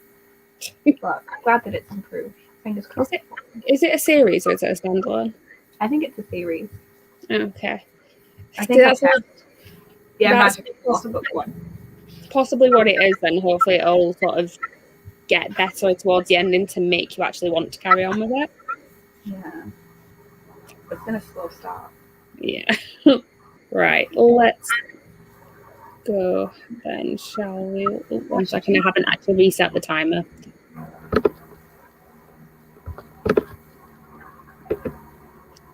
Right. Let's go.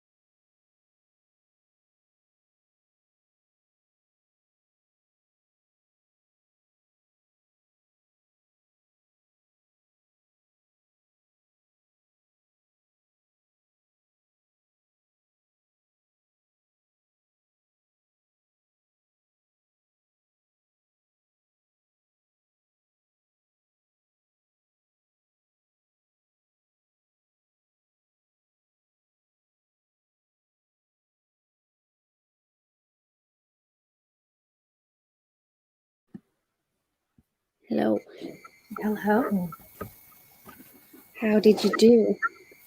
I got maths is difficult. 60 pages, Fred. Nice. Are you enjoying it anymore? A little bit. Like it got a little bit in, but I'm still not like enjoying it. How much have you got left now? Oh, so I'm on page 350. Mm. That's a nice number to do maths from. And there's 486, so 136 pages to go. Okay. Again, you really should be enjoying it by now, you'd think, wouldn't you? But like I'm so far into it now, like I've dedicated so much time that like I need to finish it to find out if the end is like worth it. But I got a book delivery during that time as well, and I'm so excited to be able to reread these two. Nice. I haven't read those yet, but I keep seeing them on Scribd and thinking I'll pick them up soon. The audiobooks were really good. That's where I read them. And I'm just like obsessed. This one is like fake dating at Christmas time. And this one, I think it's like summer. But it's like a guy like trying to convince his sister's best friend that like love is real by recreating rom-com scenes, and I was just like obsessed. It was so much fun. It was amazing. It was great. I read another 42 pages. Nice. I'm very much enjoying it so far, actually. I wasn't sure if I would, because the only thing I've heard anyone say about it is my sister read it, and her on Goodreads she rated it 2 stars. No. So I was a bit worried, but I think we do just have very different tastes, because I'm liking it so far. I like that it says it's told in like a then and now sort of thing. So you don't really know why the relationship why they broke up. I'm guessing we'll find out as it goes along, but it's nice because you've got sort of that time where something clearly happened, but then you've also just seeing the relationship grow because you're seeing when they originally got together as well. So, nice. I love that. So much fun. I'm excited to read it. It's I'm filming my TBR tomorrow, so I'm deciding if it's been added. Also, I hope you like The Night Circle. I really, really need to read The Night Circle. It's literally like right next to me. It's staring at me. It's not on my favorite. Like it's a 5-star, but it's not like a new favorite. But I think that's probably because like I still have the 3-star memories in my head where I'm just like, it was fine, but it wasn't what I wanted it to be. Yeah. So like it is good going into it knowing that it's not what everyone talks about. Like I don't understand why it was like it's like Addie LaRue, like where it was framed as like enemies to lovers. Like it's not. Again, I was really glad that I read Addie LaRue. I'd watched a event that she did, that Beach did for that, and heard her talk about it before I read it, and I'm like, okay, I'm going in with the right expectations here, because that was my favorite book. On Instagram, and like everything she said about it was the exact opposite of what the marketing team said, and I'm like, I'm going to stick with the author, I think, on this one. And I love Henry so much. I don't care about the. Everyone's always like, there wasn't enough of the. I'm like, did you read Henry? Like, I just want to wrap him up in bubble wrap and protect him. Yeah, you just want to like give him like a hug that lasts forever. Like, hi, Kendra.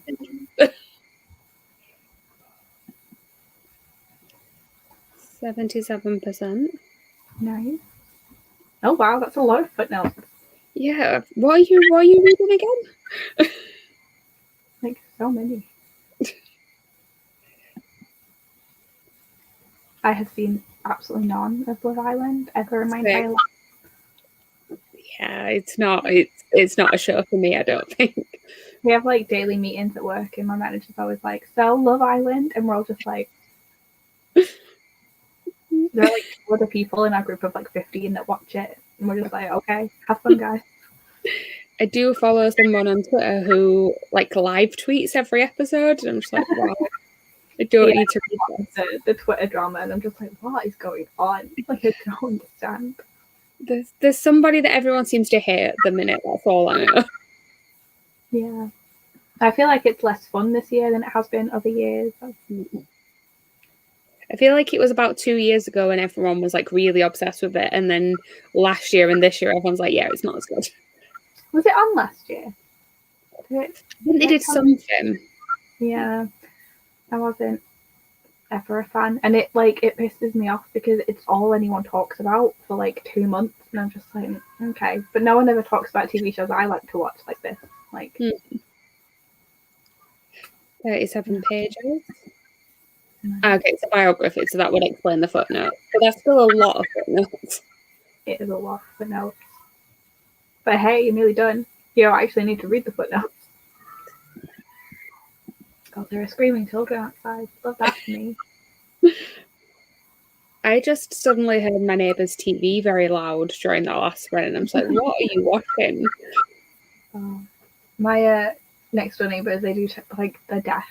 So at night when they put their TV on, I'm just like, oh my god, I can hear everything. Yeah.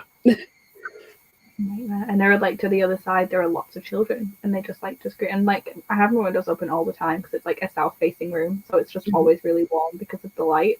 And my curtains, they're like see-through, like they block nothing. Yeah. So whenever I'm filming, I'm just like I close my windows and I'm just like immediately just like hot. And I hate this is terrible. It's normally fairly quiet here, but except for them, the puppies next door that are barking all the time. But yeah, it's like the summer holidays now, and there's just like our next door have like 4 children. But at least I won't be woken up at 7 o'clock now with them just like yelling at each other. Yeah, that used to happen. Yeah, no, there definitely used to be more noise next door, but the kids are now like, I think the youngest is 16 maybe. So yeah. Not quite at the screaming in the garden age. I bought House of Leaves for the read along with the Taylor from Books and Lala did. Yeah. And then I don't know. I went to start it, but I wanted to wait until there was a live show date, and then the live show was announced like a day or two before. Yeah. So I was like, never mind. I was going to pull a Gav and try and read it in one day. That wasn't happening. I'd not actually heard of it until I saw her video where the vlog she did of her actually reading it, sort of thing, and I was just like, this book just seems needlessly complicated. I don't understand it. You have to read parts of it. Yeah, she was like, this is my new favorite book ever, and everyone else was like, Kayla, we hate this. This is awful. So it's just been sat in my TBR shelf just looking at me for like ages, like, are you ever going to read me?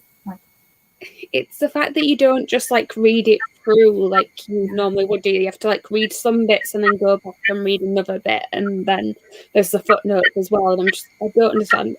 And some of the pages just have so much text in weird places, and I'm like, what do you actually read? I don't understand. Yeah. The only book I read that isn't a textbook that's had footnotes in it has been Nevernight. Yeah. I'm trying to think.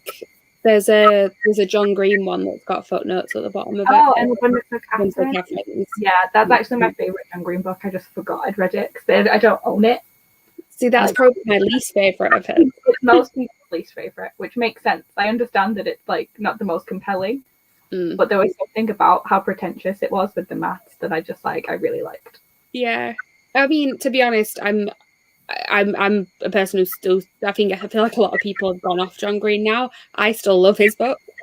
So a least favourite is still a book I enjoyed, but my favourite's Turtles All the Way Down, but that's because when I read that one, it was one of those that was just the right time to read it, and it broke me as a person, but also in the big way.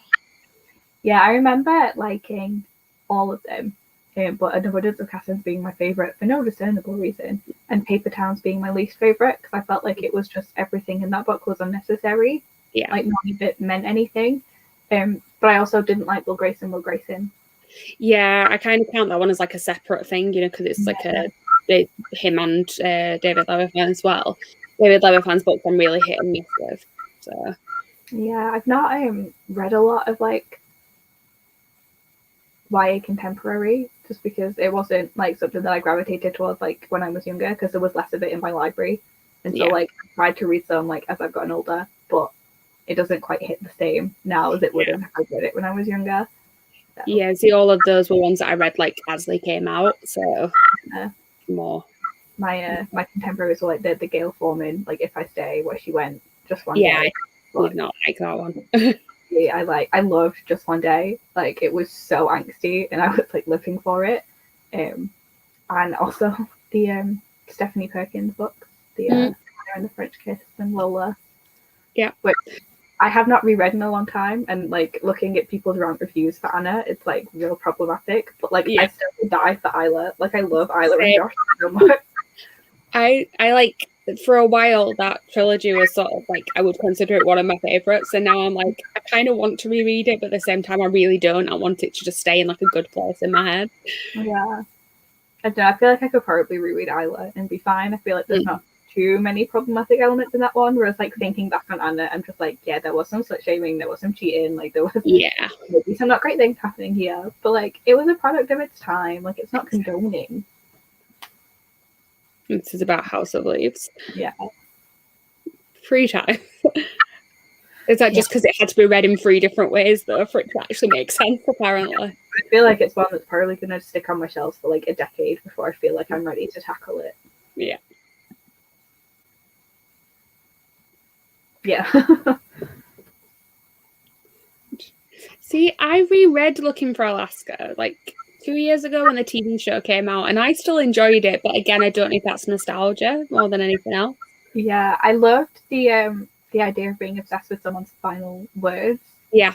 Like, and I think that just kind of hooked me in. I was just like, yeah, I like this kid now. Like, he has a niche interest that is actually interesting. Yeah. I think the thing is that I've said this before, like, I know that I'm biased towards John Green's writing purely because, like, watching his YouTube videos was a big part of my life. Like it still is. Like literally at the side of me, there's a massive VidCon London poster that's signed by Hank Green, and like the sort of Nerdfighter community has been a big part of my life. So I know I'm biased towards it. But what's also really interesting is when you do watch sort of the weekly Vlogbrothers videos. Whenever either of them is writing a book, when you then go to read the book, you can see when they were writing it in the videos because the references are scattered all the way across. You can tell what they're interested in at the time. So for me, it's sort of like it reminds me of that rather than like just the book itself. Yeah. I only ever watched a couple of Vlogbrothers videos like after I'd read some John Green, so like I don't have the same kind of emotional connection to it. And I feel like I only really sort of looked into who they were as people. I think Hank Green helped produce the Lizzie Bennet Diaries, or like the production company, and I was obsessed with the Lizzie Bennet Diaries. Like, have you ever read that book when they did the book version of it? No, I didn't. No, they did one. Yeah, let me see. I don't know where I've got it somewhere in here, but I have no idea where it is. But yeah, it's basically like.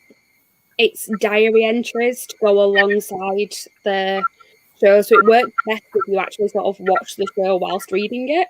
Yeah. But, I mean, it's not the best thing in the world, but it's interesting. It kind of fills some of the gaps that are obviously not shown on camera. Yeah. Every so often I will just like rewatch that whole thing. And I'm like, could I just reread Pride and Prejudice quicker? Like, yes. Yeah. Yeah. I know what you mean with that, like, because I'm the same age, so it's sort of like, I know I'm too old for a lot of the YA stuff that's coming out at the minute. Like, I still keep buying stuff and then thinking, yeah, this isn't for me, but it's fine because it's not written for me. But there are certain authors that I really enjoy, and I think they still work anyway, and I'll go back to those. I hate that I'm still buying Cassandra Clare books. It's been like 15 years since I bought my first Cassandra Clare book, and I'm still buying them. As I sit here drinking out of one of the Illumicrate mugs that's Cassandra Clare, I don't own a single Cassandra Clare book. I haven't read the series that mug is from. Yeah, it's just sat on my shelf because I read the Infernal Devices and I read the Mortal Instruments, and I was like, that's enough. Like the Dark House of Isis was coming out, and I was like, I'm done. And then she had to go and write Chain of Gold and like give me back the characters from the Infernal Devices. I was like, it's so packing. I've read all of the Mortal Instruments books. They're not great. Yeah, and I know people say that her writing gets better and all this, but I just look at it and like the world doesn't interest me at all. Yeah. So I've got a friend who's obsessed with her books, and she's like, whenever a new one's coming out, like she's got a countdown to the day of that release, and I'm just like, I can't do it. Yeah, I wouldn't recommend it, but like I thought I was free, and I was like, I'll just read Chain of Gold just because like I'll get to see them, and like maybe it'll like convince me that I'm finally done. And I just got completely sucked in again because she just has a way of writing characters that I just want to read about. Fair enough. But I get that her writing is not the most sophisticated, and she's not for everybody. Yeah, YA fantasy is definitely different. Although, I mean, there's still some YA fantasies that I'm just like, yeah, this is not for me at all. But I find in general with YA fantasies, a lot of the times you can tell when they possibly should have been written as adult, like they're kind of more on that borderline a little bit, but then for whatever reason they've been marketed as YA, or the changes have been made to them to make them fit more YA because they're worried they're not going to sell as adult. I feel like a lot of I feel like I've just sort of fallen more in love with like a sort of more lyrical writing style recently. So a lot of YA fantasy is written more straightforward, and I've not been enjoying it as much, which is really sad. Yeah. Because there is so much YA fantasy out there that I would have loved if it came out like 10 years ago. Yeah. But then that's the thing with like Laini Taylor, for example, like Daughter of Smoke and Bone, depending on what country you're in, can definitely be classed as YA. Over here, it's sold as adult, usually. I mean, it is in Waterstones, it's normally just in a fantasy section. I feel like in my head it was always YA because that was where it was in my library. Like, I got it from my high school library, so it was in like the teen section, but it is shelved in the adult section, even though I say like Dosad definitely has more YA to it than Strange does. Like Strange is definitely definitely. But that's the thing, that like that's what I'm saying about this sort of like there's those ones that are in that borderline, like it's got that more lyrical writing that you tend to find more in adult fantasy.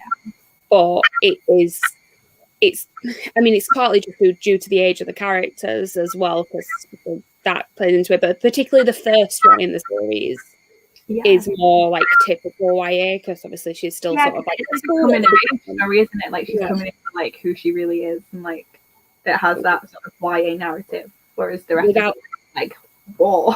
Yeah, without going into like spoilers, because obviously things do change at a certain point in the first book, where you sort of more is revealed. But without going into that definitely takes it more adult. Yeah.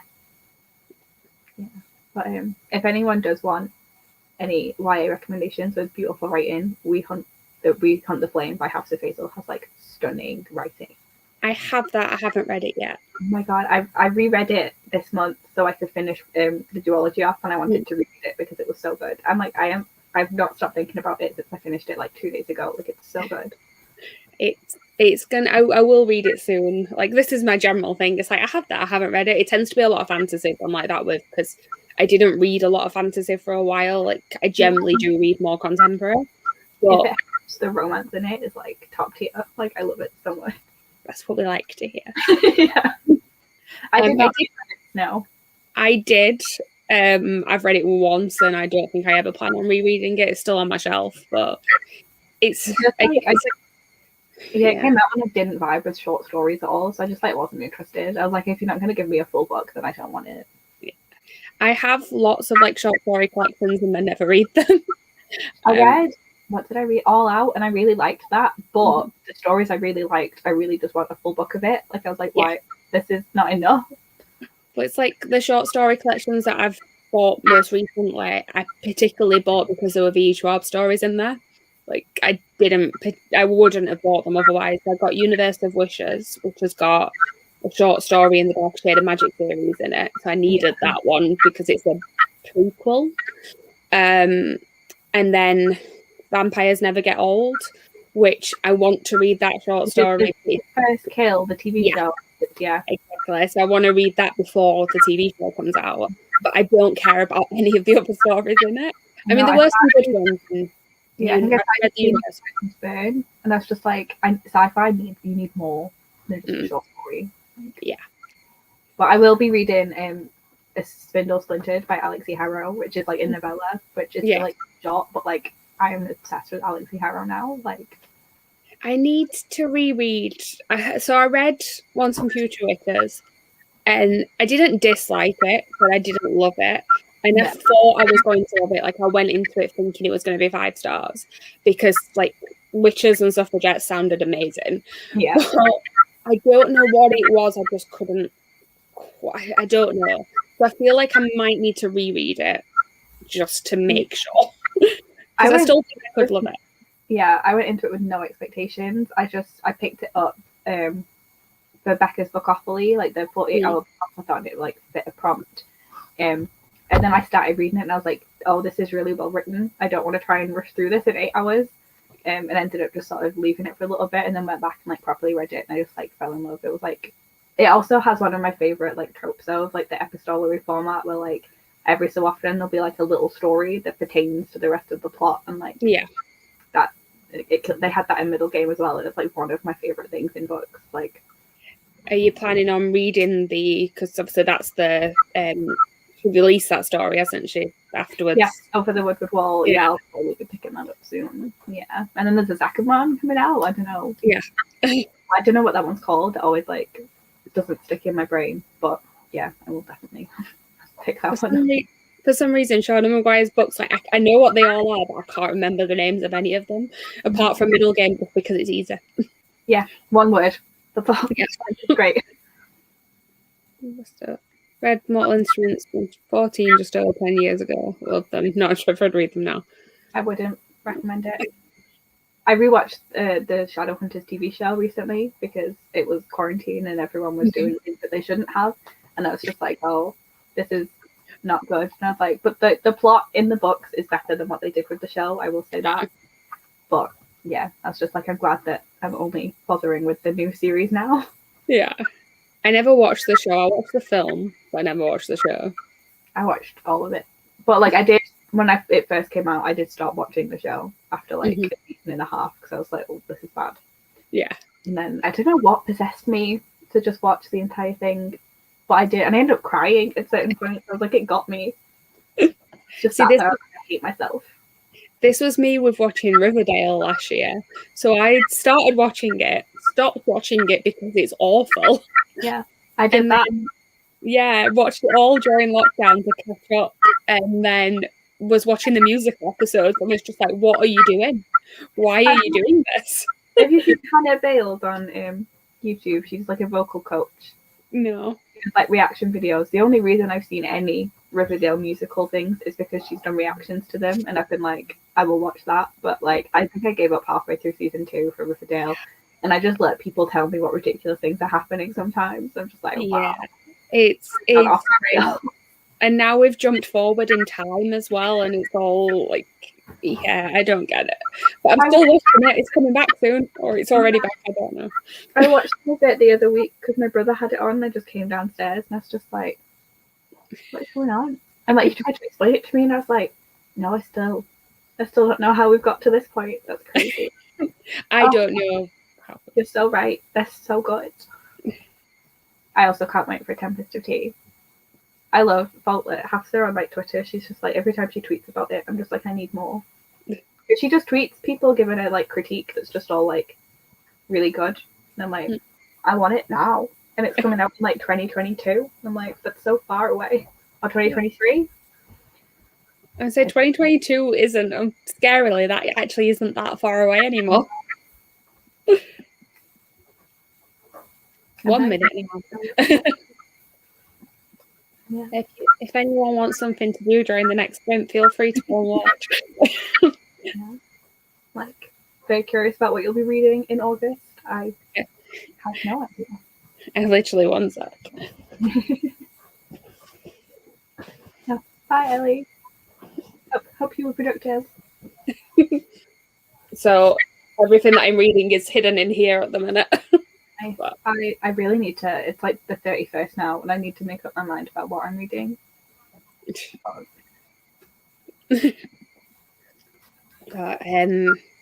Yeah, it's not necessarily like that. It's a big TBR. It's just that I've been in a reading slump, and I've decided to pick things that aren't, for me personally, for what I normally read, aren't necessarily going to be the easiest things. Yeah. Okay. I have like 5 goals for the year. So it's like read more adult books, read more adult books that aren't romances because I already read those. Read more non-fiction, read classics, read box books, and I feel like I had another one and I don't remember what it is. Yeah, so I need to like pick at least one for those and then be like, and here are some other things I could read if the mood strikes, and then it never does. Yeah. Now my sort of main goal was, well, sort of 2. One of them similar, read like subscription box books because I've got way too many. Like, so I've got these bookshelves behind me, and then I've got like a big unit thing here that's got my TV on the top, and then on the shelves underneath, that is just all the subscription box books, and it's like 4 shelves, and they're all full of them. Yeah, so, mine is. I don't know if you'll be able to see it. I'll tilt you up like the entire top row. Yeah, it's just all a rainbow of subscription books. Yeah, like it's 4 bookshelves, and it's basically completely full over to the end. Apart from I've got the Illumicrate Infernal Devices and the Litjoy Strange the Dreamer in one little corner on top of my favourite shelf. See, the thing is that I didn't subscribe to a subscription box for a good like year and a half, maybe. I was subscribed to Fairy Loot, then stopped when it was when I moved out, actually. It was because I didn't know if I could justify spending it. Last year, during lockdown, I was like, well, I've got some extra money now, resubscribed to Illumicrate, and had not actually read most of the books I had from Fairy Loot previously. They're all like the ones from like 2019. I keep thinking I'm gonna like stop subscribing to Fairy Loot because even though the books are all beautiful, they're all like usually YA fantasy that I don't like. They rarely get above like 3.5. Yeah. Whereas like sometimes it'll get like a 4 or 5, but like rarely. And they're books that I would have normally bought anyway. But they're all like beautiful, and the special editions they're coming out with, I really want. So like, I just stuck with them for a while, and I guess I can afford it, so like I'll stick with them a little while longer. I definitely gravitate more towards the books that Illumicrate are picking for similar reasons, just because like I'm looking at, like I said, like Fairy Loot ones are beautiful. Like the Kingdom of the Wicked that they did was absolutely gorgeous. I'm really glad I didn't get it because I had an arc of that one, and everyone else seems to love it, and I gave it like 2 stars. I gave it a very generous 3. Yeah. Just like it was quick to read. Yeah. And that was as much as I could say for it. It was my most disappointing read of the year because people talked like they hyped it up so much. Yeah. And I was like, the sisters' relationship was non-existent. The entire plot that you have based your book on is a relationship that does not exist. The enemies and lovers, like where is the like development of the relationship there? All of it. It was just like 1 second she was like terrified of him and hated him, and then the next second, there we go. Everything was so convenient, and then the writing wasn't even that great. So everyone was talking about these descriptions of the food and the setting, and I was like, they weren't described that well. I just found it really strange, like the food things. It was just all of a sudden we were basically in a recipe. Yeah. And I'm like, this is not a description of a food. This is telling you how to make bruschetta, and we all know how to make bruschetta. It was a strange one. But that being said, if I had that book, I would never want to get rid of it because it's too pretty. No, it is still sat up there, and I bought the sequel just in case it gets better. Okay. But I bought it before I'd read it, so like. Okay, fair enough. It will be good. But I mean, I've just been thinking. I've got some like older Fairy Loot ones on my shelf that I read the first one and like enjoyed them, and then they've been duologies, and I bought the sequels. And these like 3 years old now, and I'm like, will I ever read this sequel? Should I just unhaul both of them? Like I've got the Evermore duology up there.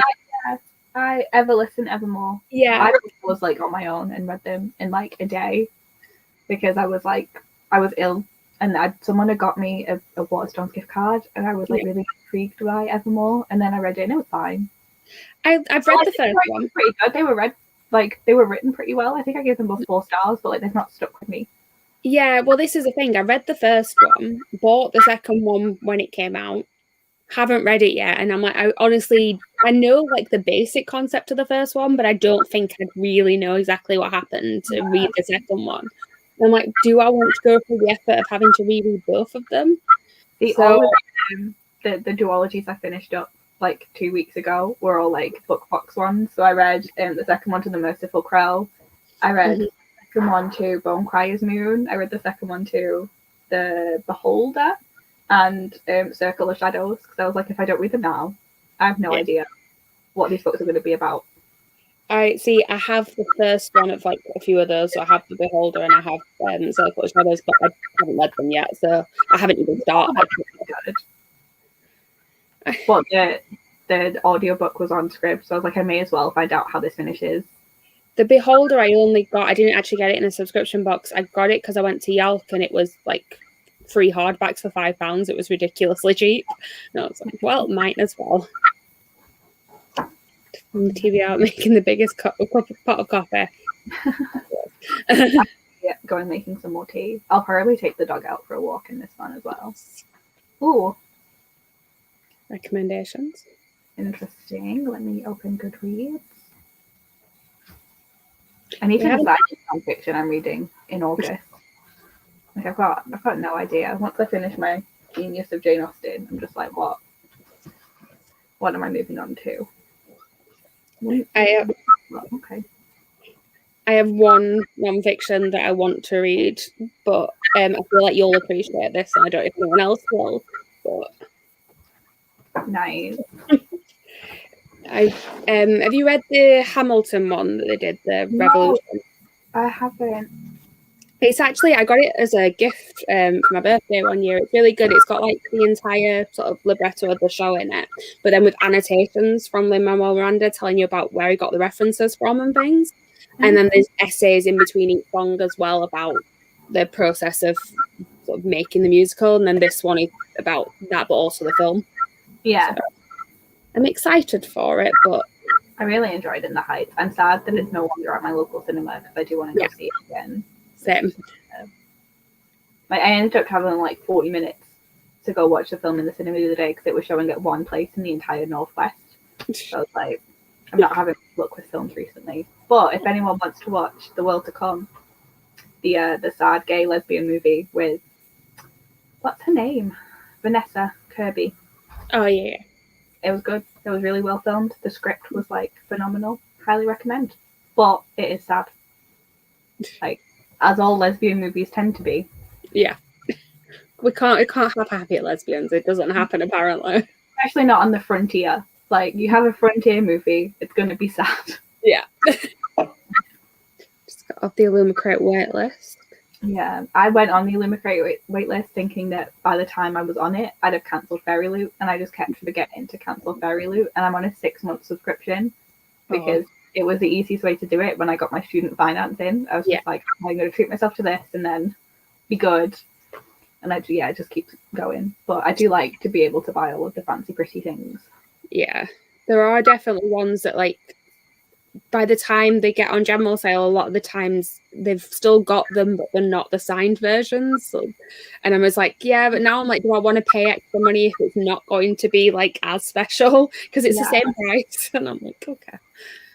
I feel like I did that with the Illumicrate. Like I changed my mind about whether or not I wanted the From Blood and Ash series. So like by the time I got around to it, like, do I want a digitally signed version? See, that one, I have no interest in reading the series. I don't think I will want to read it. But I was in that mindset of like, do I buy it just in case I change my mind? And I literally had it in my basket, like the signed version, and I thought myself out of it, and I don't regret that, to be honest. It's fine. I do quite enjoy the books, and also it came with this really stunning I've seen that like I really enjoy, and also a blanket that I've been using at work, so I'm just like, I'm not mad about my choice. Also, like, it's really cool like letter opener. Like, it's just so pretty. Like, I'm not going to use it to ever open a letter, but sits nicely on my shelf. I have the blanket from the Dark Shade of Magic one instead, which is a similar sort of style with the red, white. Oh, yeah, I've got the Serpent and Dove currently. Yeah, like so all the time. July was a good box. The book is currently sat here because I was preparing to do a haul the other day and then realised that my fairy loot was arriving today. I was like, I may as well wait for that. Yeah. But like, I've had book boxes arrive this month because all of the June boxes were delayed.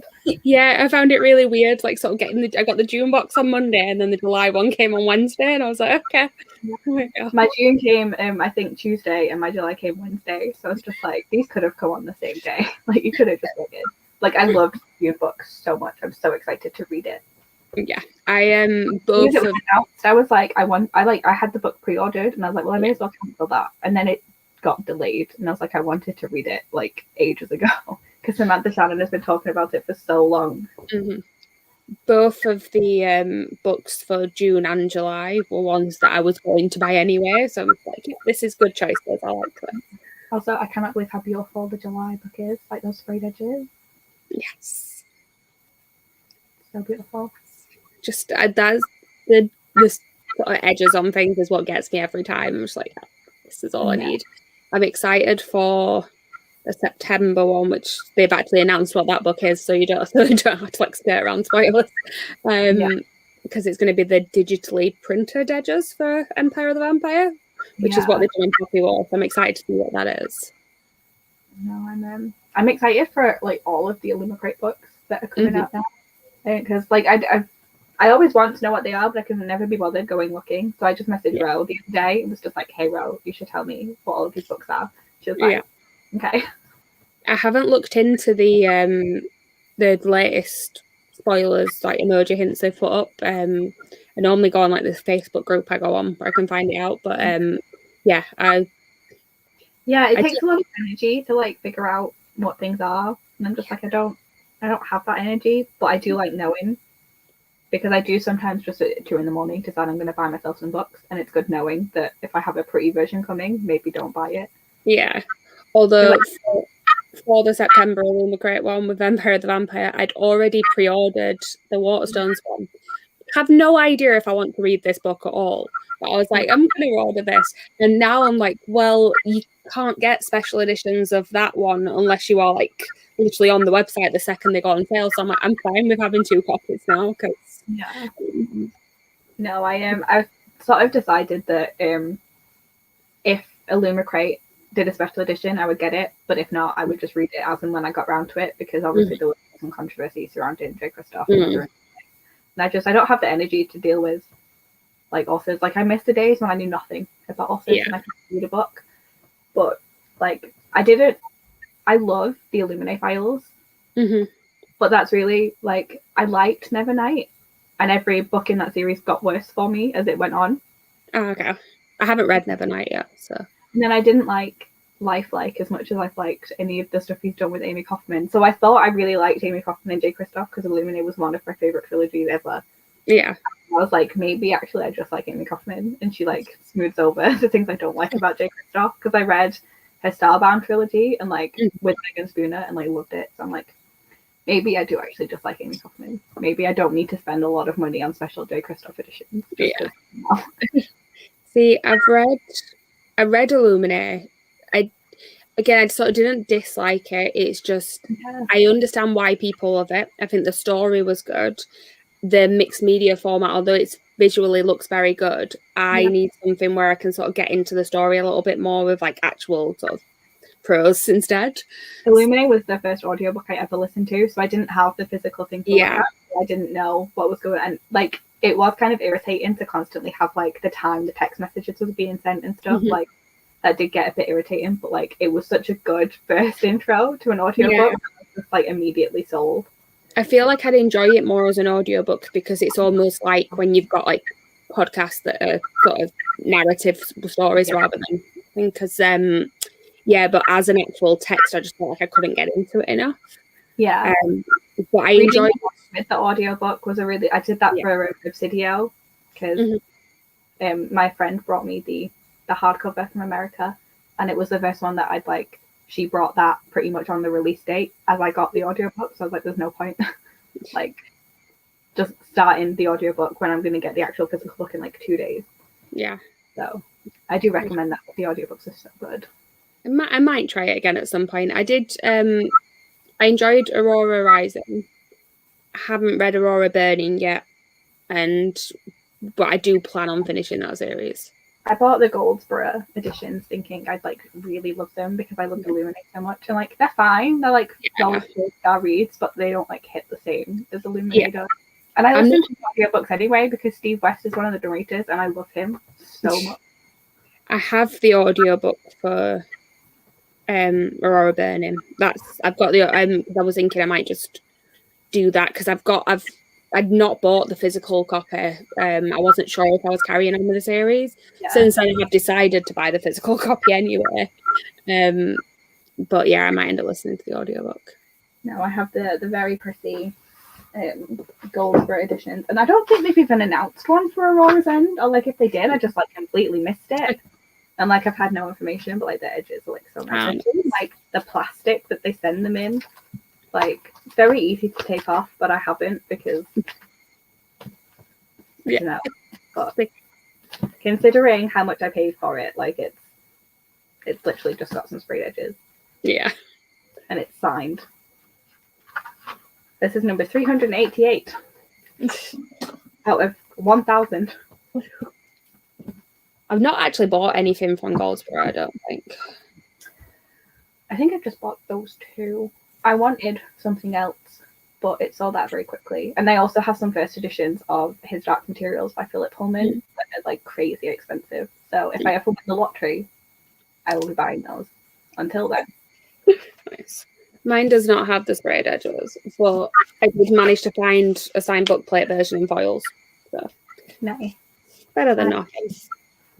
I think, did I have this? I went to see J. Christoph in London. So I was like, did I get him to sign this one? And I don't think I bothered to take it because, like, it's already signed. So I was like, yeah. Should I bother getting it personalised? I guess I didn't. But yeah, it is a very pretty purple. But it's a bit damaged because I used to have it facing out when I was in London, and it blows just directly in the sun all of the time. Yeah, I like the idea of having edges out just so you can see them. Like the Poppy War ones, I would very much like to have out on display. But I also don't want them to get ruined by the sun, so just don't. Yeah, I let my friend borrow my Strange the Dreamer, and like, look what she did to the edge. Oh, it's this nice like green, and I'm like, how could you do this to me? I felt really lucky with that copy of Strange the Dreamer. I basically didn't pick it up when it first came out. I wasn't sure if I wanted to read it, and then was just hearing a lot of good things about it. So I might pick it up. And by that point, all of the copies in store didn't have the blue sprayed edges because it was only like the original printing. Went into my local Waterstones, and right at the bottom of a pile of them, there was one copy with the blue sprayed edges. I'm like, yes, I will be buying that. I got lucky with my copy of Daisy Jones and the Six with the edges and it being signed, I think, for the first printing.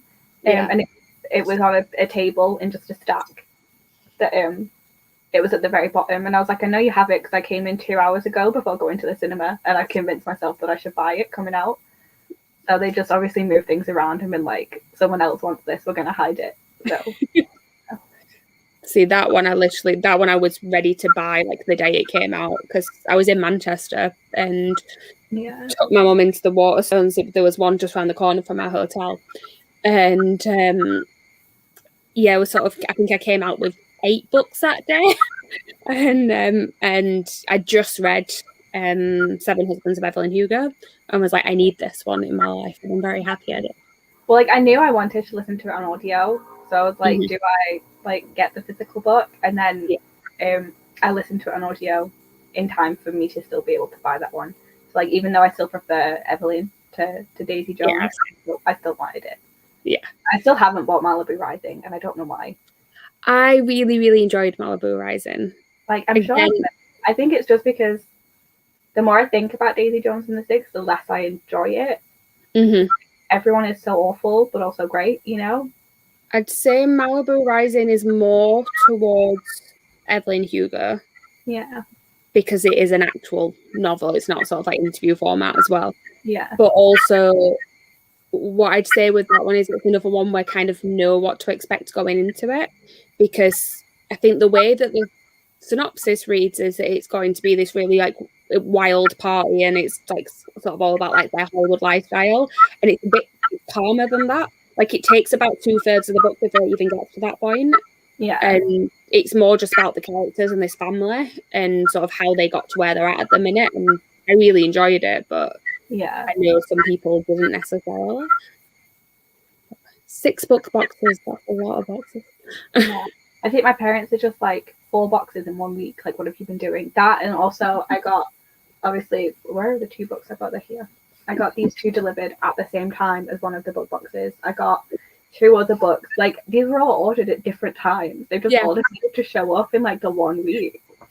Well, it's like this week got the 2 Illumicrate monthly boxes, and then they're starting to ship the Brown Sisters trilogy now. So that's coming next week.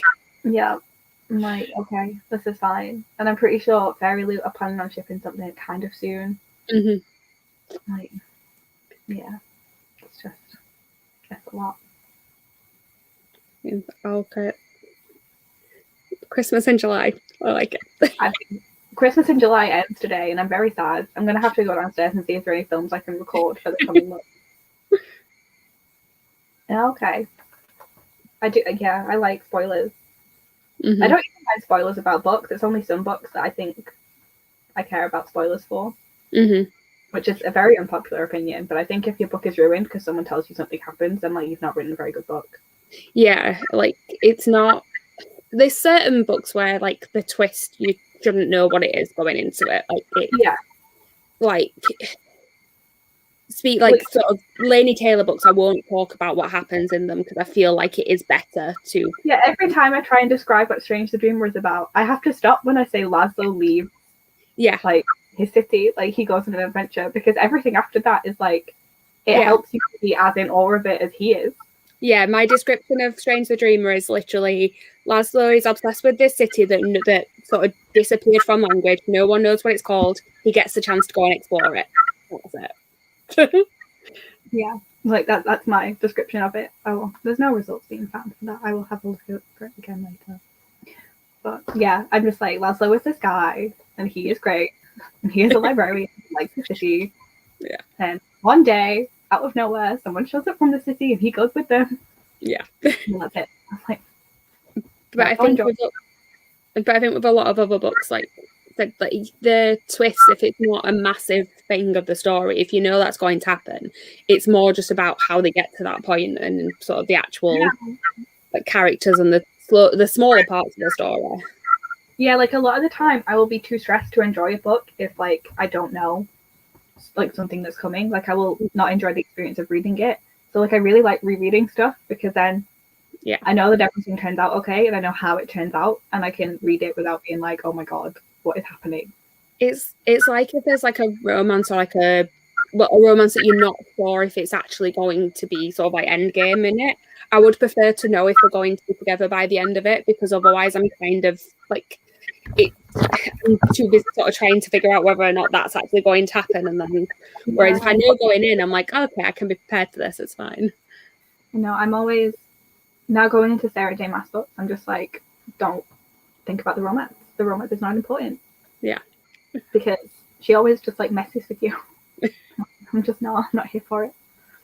I have read one Sarah J. Maas book, and it wasn't any of her like the ones that she's known for. It was the Catwoman book that she wrote for the they did a whole series of like, DC characters in books. Lulu did one, didn't she? I think.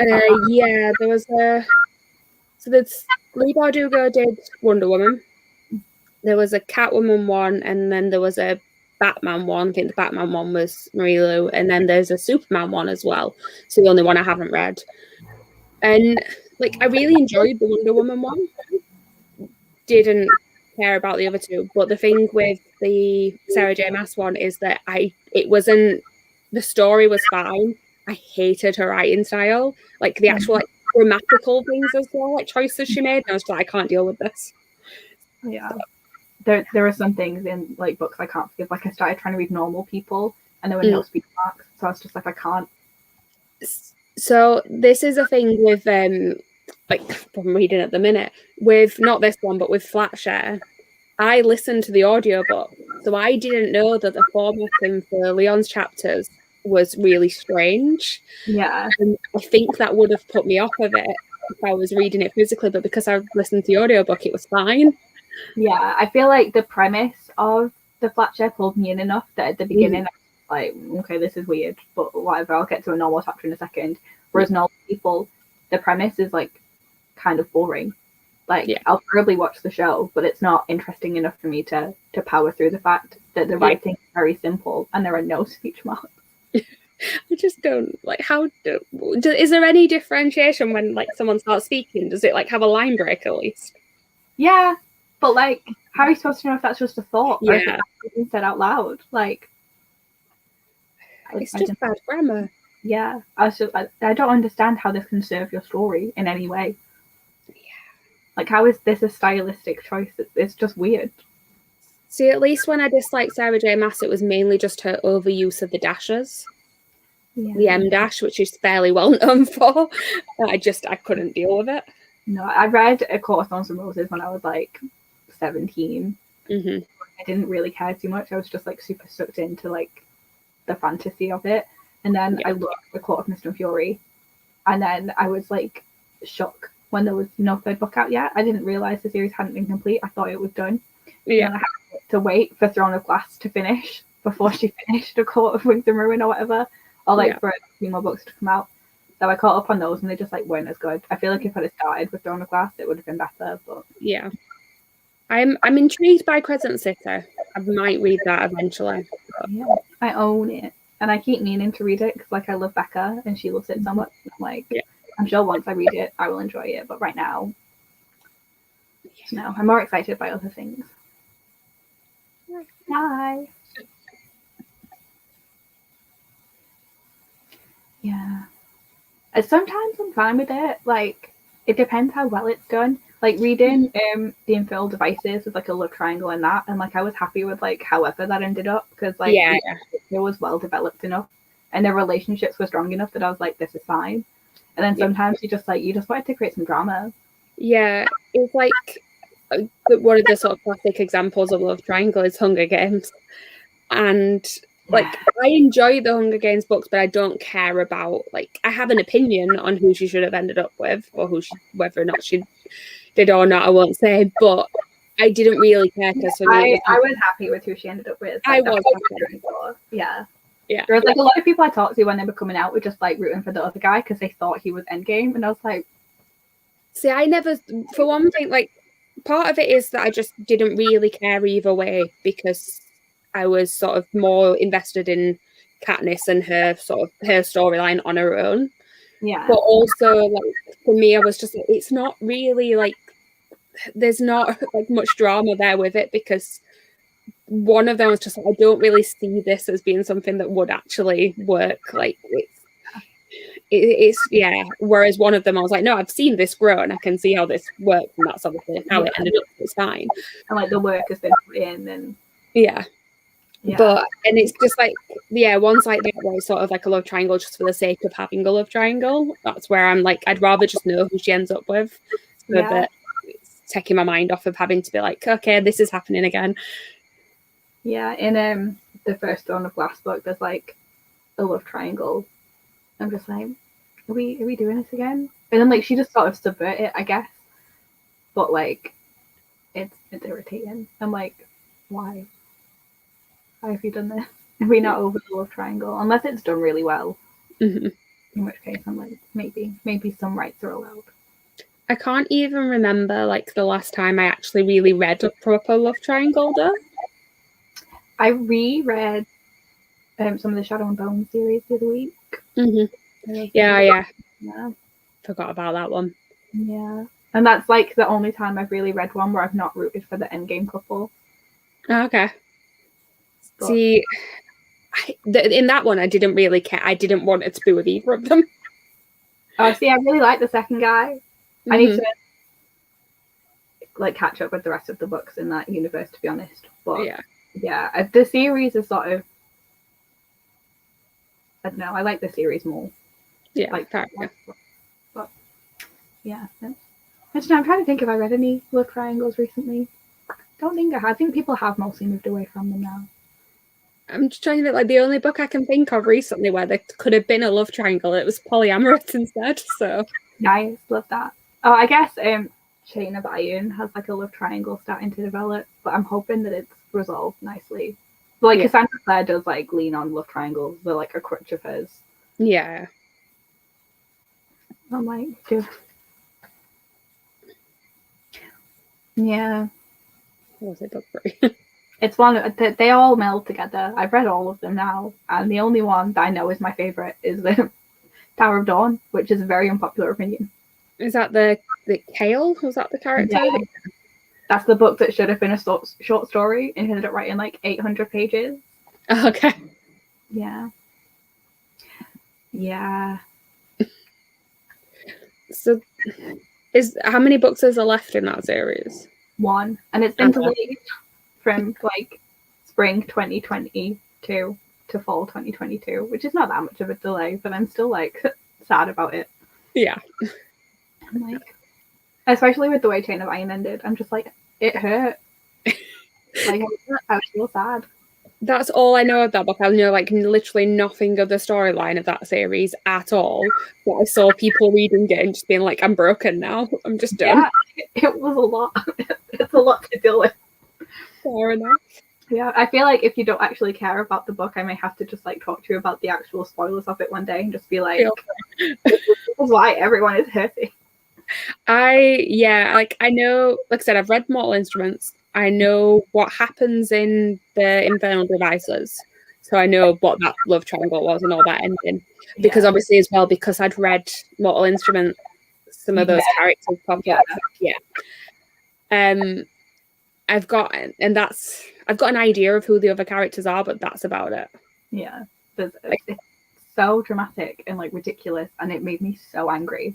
And also, Cassandra Clare book is the only book to make me cry this year, and that makes me like kind of sad. Like, what is wrong with me that my 12-year-old self just like jumps out every time a Cassandra Clare book is within reach? Like, I don't know what books have made me cry this year. I'm just pulling up my Goodreads now and being like, I don't cry a lot of books in general.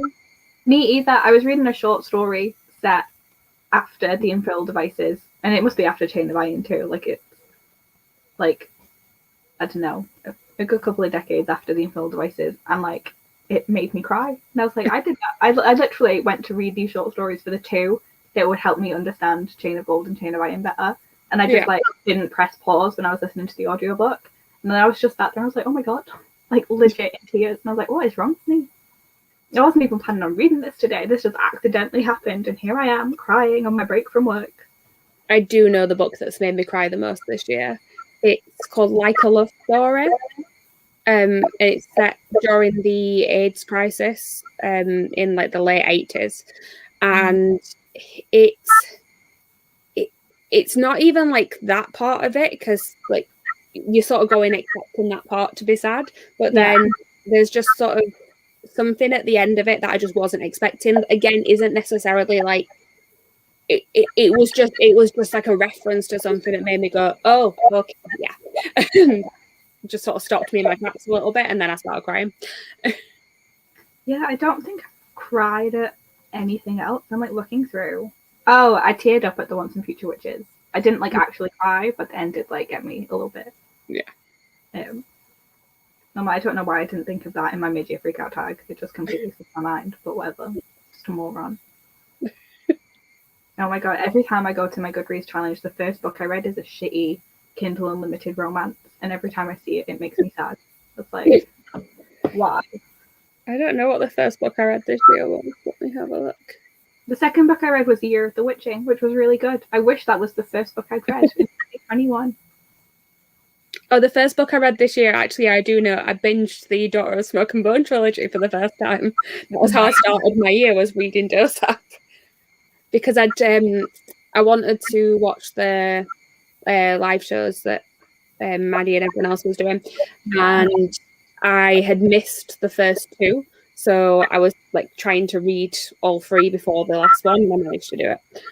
I missed all of them basically because I was working. So I didn't know that the first two were happening. And then the third one, I was at work. And I was like, I wish I was at that live show, because it seems like everyone had the same opinions. And I was just like, I don't like the ending of the third book. I feel like it's a weak ending. Yeah, I can see that. I feel like everything I've read from Laini Taylor, like the conclusions to things, they've all been like kind of weak. And I'm just like, I just wish her endings were a little bit better. Yeah, I feel like the ending of Muse, I don't dislike it, but only if there is more afterwards. Exactly, and she has no plans to write anything more for like the foreseeable future. I think she will eventually. Yeah, eventually is not soon enough. Yeah, but there's no way you can leave it there. There's like, well, I don't see how there's any way you can leave Dreams of Gods and Monsters there. Like she literally ended it on like the beginning of a bigger plot. I'm like, why are we not just telling this story? What was this for? No, I get what you understand why she told that story. Like I love the themes of her books and like the whole like what is a monster and like yada. You get it, understand it. I love the love story. However, there needs to be more. In it, because she just ends with like this massive quest, and I'm like, who ends on a quest? Yeah, it always feels like she almost doesn't like know how to wrap up a storyline because she wants to give you like some hint of like life goes on afterwards almost, but then it's like tantalizing for something that you might actually want to read. Like, but the life that's going on after is like massive plot adventure. Like it's not, and they all lived like nice and peacefully in their little town, and they had like a nice time and grandchildren, and everyone like had a nice, peaceful, restful time after the tragedy they went through. It's all like it's essentially like setting up the new thing. But, right, we've been talking for absolutely ages. So long. My 24-hour readathon is going very well, so I've probably said most of it, I think. Well, I'm thinking this is probably going to be the last sprint because it's been a while now. Do you want to go for 45 again, or do you want to make it a bit shorter? If we go for 45, I can take the dog out for half an hour and like make myself full again. One last 45, and let me grab the. Keep forgetting to reset the timer. Like, at least I didn't. The first time I did it, I just completely like stopped sharing the screen and then had to completely reset it. Ooh, TBRPG is going up at 7. Ooh. That's always a fun one to watch. I need to go watch your TBR game now. Right. I'm on my walk. Nice. Right, let's go.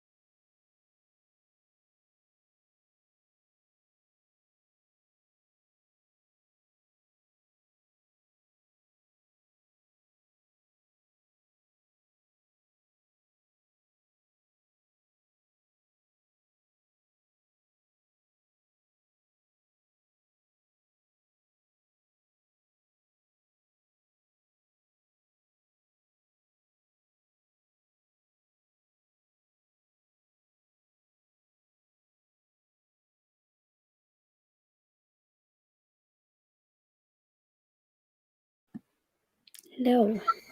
Hi. How did you walk? Yeah. How did you walk? It was good. The sun came out.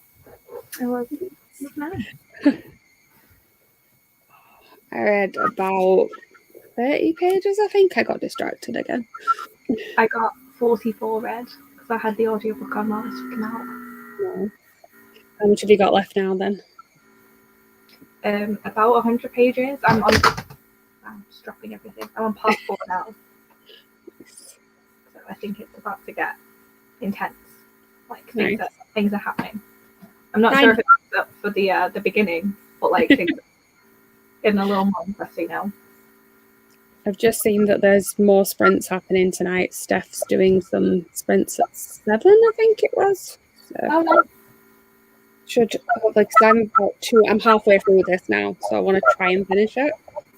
I have 100 pages of that and then a whole book to read. So nice. Yeah, hopefully Sense and Sensibility will not be too difficult to get through. But I also need to eat. Should probably shower. I'm very tempted just to order a takeaway. I think I'm going to order a takeaway. I'm the only one in tonight, so like the idea of going to Aldi to buy things to make food just for me is like the thing that I wanted to make, I realised I needed to take something out of the freezer. So I'm just like, I might just do that tomorrow and get a takeaway tonight. Like, we're having Thai curry tomorrow, and I'm very excited about it. And I'm just like, I've not eaten healthily all week. Like, I've done all right, but I've not eaten much all week because I've not been well. So I'm just like, a takeaway is not going to be the end of the world. No. Let me get a second book finished. Nice. I have an hour and 3 minutes left with this audiobook, so I'm going to order some food and then go downstairs because if Barney comes in here one more time and steals like something off my floor, I'm going to lose my mind. So I'm going to keep him distracted downstairs and like just put on my audiobook for a straight hour and just try and get this going. Sounds like a good plan. I feel like I get the conversation going just because I don't want to be reading the book. But I was going to say on that note, I feel like we should really wrap up. But like it's finally getting interesting now, so I'm like, oh, I can go back to it without like forcing myself. Good. I've also realised I was meant to like vlog today, and I've taken 2 whole clips at 5 o'clock. Yeah, sounds about right. Yeah, it's been semi-successful. But yeah, it was nice to turn around. It's not the end of the day yet. Well, thanks everyone. You read? Did you enjoy it? What? Sorry. How was the 30 or so pages you read? Is it still? Yeah, it's still good. It's the sort of the past storyline is starting to catch up a little bit more, so it's past just like the initial them meeting and the relationship starting. There's issues starting to arise. So, but the future part is also starting to they're starting to talk about things more. So it's kind of nice that they're like almost swapping over. And communication happening simultaneously. Love that. Yeah, I'm still enjoying it so far. The only thing I will say is that I don't feel like either of the voices of the characters are distinct enough. So like sometimes I have to go like, whose chapter is this? Is it the man or is it the woman? And it's not bad, but it's just not quite distinct enough that I'd want it to be. Because I feel like in the Flatshare, when that had actually Switch had 2 perspectives as well, didn't it? I feel like both of those actually worked quite well, but this one, I don't know. Yeah, I feel like it probably helped in the Switch at least that they were like in very different stages of life. Yeah. Like. Yeah, because this one is literally, and also in the Flatshare, like they were they didn't see each other for the majority of it. Yeah, so. And like with the way that the formatting was different for each perspective, it was. Yeah, I listened to the audiobook, so I literally had a male voice and a female voice. I love when I have more than one narrator. Yeah. Well, I think the reason I picked that one up is that one got Carrie Hope Fletcher doing the voice of the woman, I think. Because she did that one, and then she also did some Our Stop at the same time. And I think that's part of the reason why I picked it up and very much enjoyed it. Did you listen to Our Stop? I did, yes. I liked that one. I've read Our Stop, and I've read her most recent book, The Lucky Escape. I haven't read the one in the middle, and I've heard bad things about that one, The Love Square. I have The Love Square on my Kindle because I read Our Stop. I found it in a charity shop. It was like £1, and it was like a bright enough colour that I was like, this will look nice on my rainbow shelf. Yeah. And then it was fine, but like it didn't really stick with me. I just remember thinking like, oh, these guys really need to get their shit together. Like they're making very bad choices. Yeah, I think I read that one just after Flatshare, and it's not like it's in the same sort of like age range, and they're both set in London. It's, you know what I mean, it's all very like, it's just an adult romance. And yeah, I remember thinking, oh, okay, this one's okay, but I preferred the last one I read. Yeah, I remember just thinking like, if you had spoken at all, yeah, like literally had a single conversation like 200 pages ago, this would have all been resolved. No, I I think remember thinking it was very much like I liked the writing, but I think the plot just didn't work for me because I couldn't quite suspend my disbelief enough for it. Fair enough.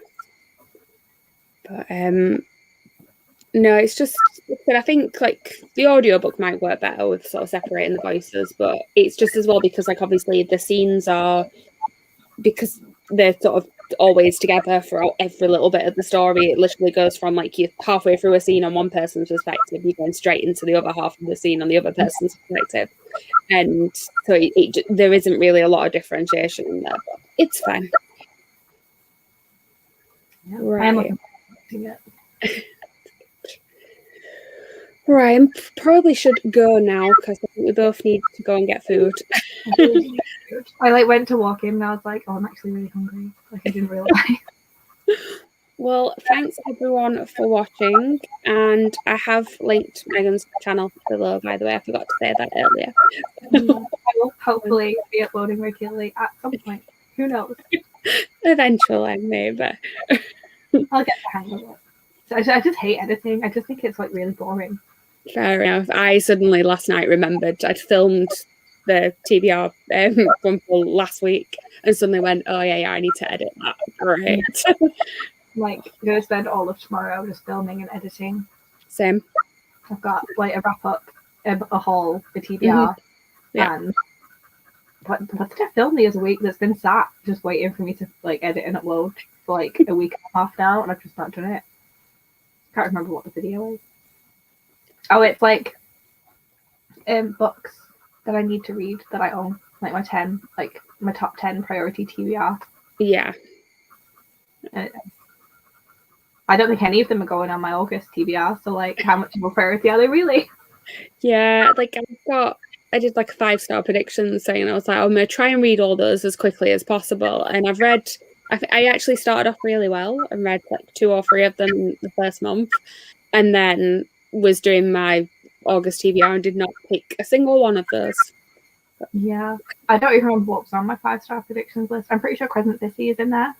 That was like, this could be a 5-star prediction. Like, I don't really know, but if it's as good as everyone says it is, it could be. And then I have no clue what the rest of them are. I'm just trying to think. I know I had one Last Stop because it wasn't out yet, but I knew that I was probably going to love it, which I did read, and it was 5 stars. I still have that. That's going on my August TBR. I had Me, My Dad, and the End of the Rainbow, which wasn't a 5 stars, just because I'm not a middle grade reader. So I don't know why I thought it would be when I know I don't particularly love middle grade. Yeah. It was good. It was 4 stars, but it's going to take something very special for that age range to be a 5-star for me. And then I know Night Circus was on it, and I haven't read that yet. And then I don't know what else was on it. Oh, I had Call Down the Hawk, which was not a 5-star. It was a 4-star, but I feel like I can only really give a Maggie Stiefvater book in a series 5 stars once I've read the whole series, because I sort of they are better once like you know what's going on, I think. Yeah. And then The X Talk, which I did give 5 stars. I love Rachel Lynn Sullivan so much.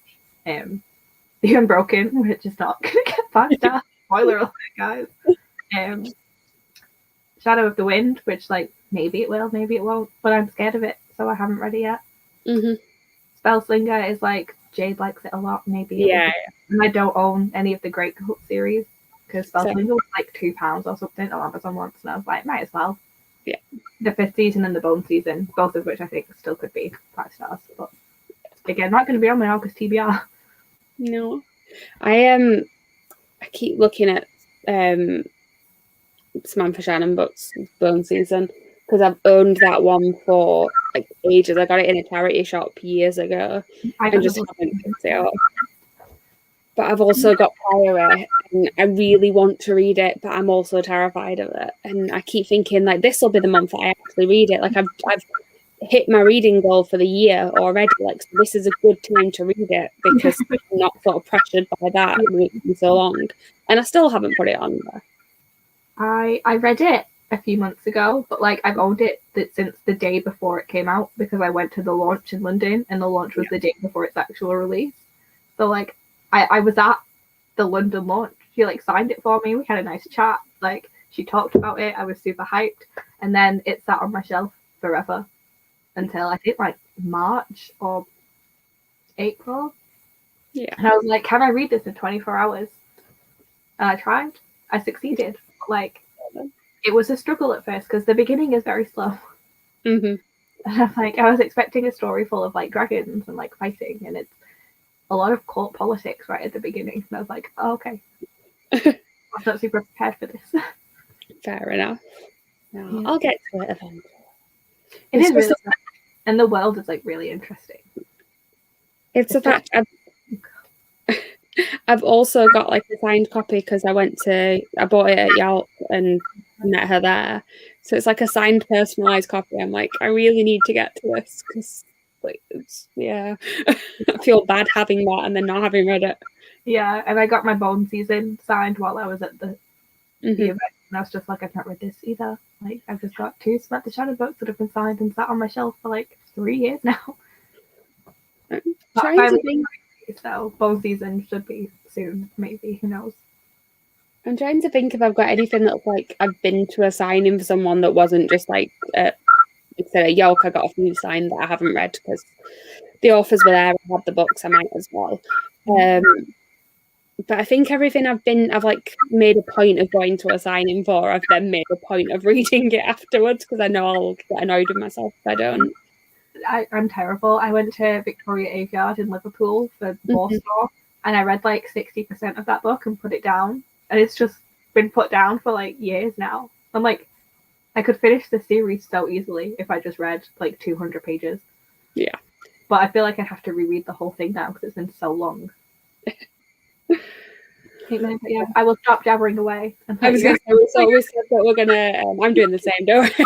We said we're going to go and then we carried on talking. But again, thank you for watching, everyone. And yes, bye.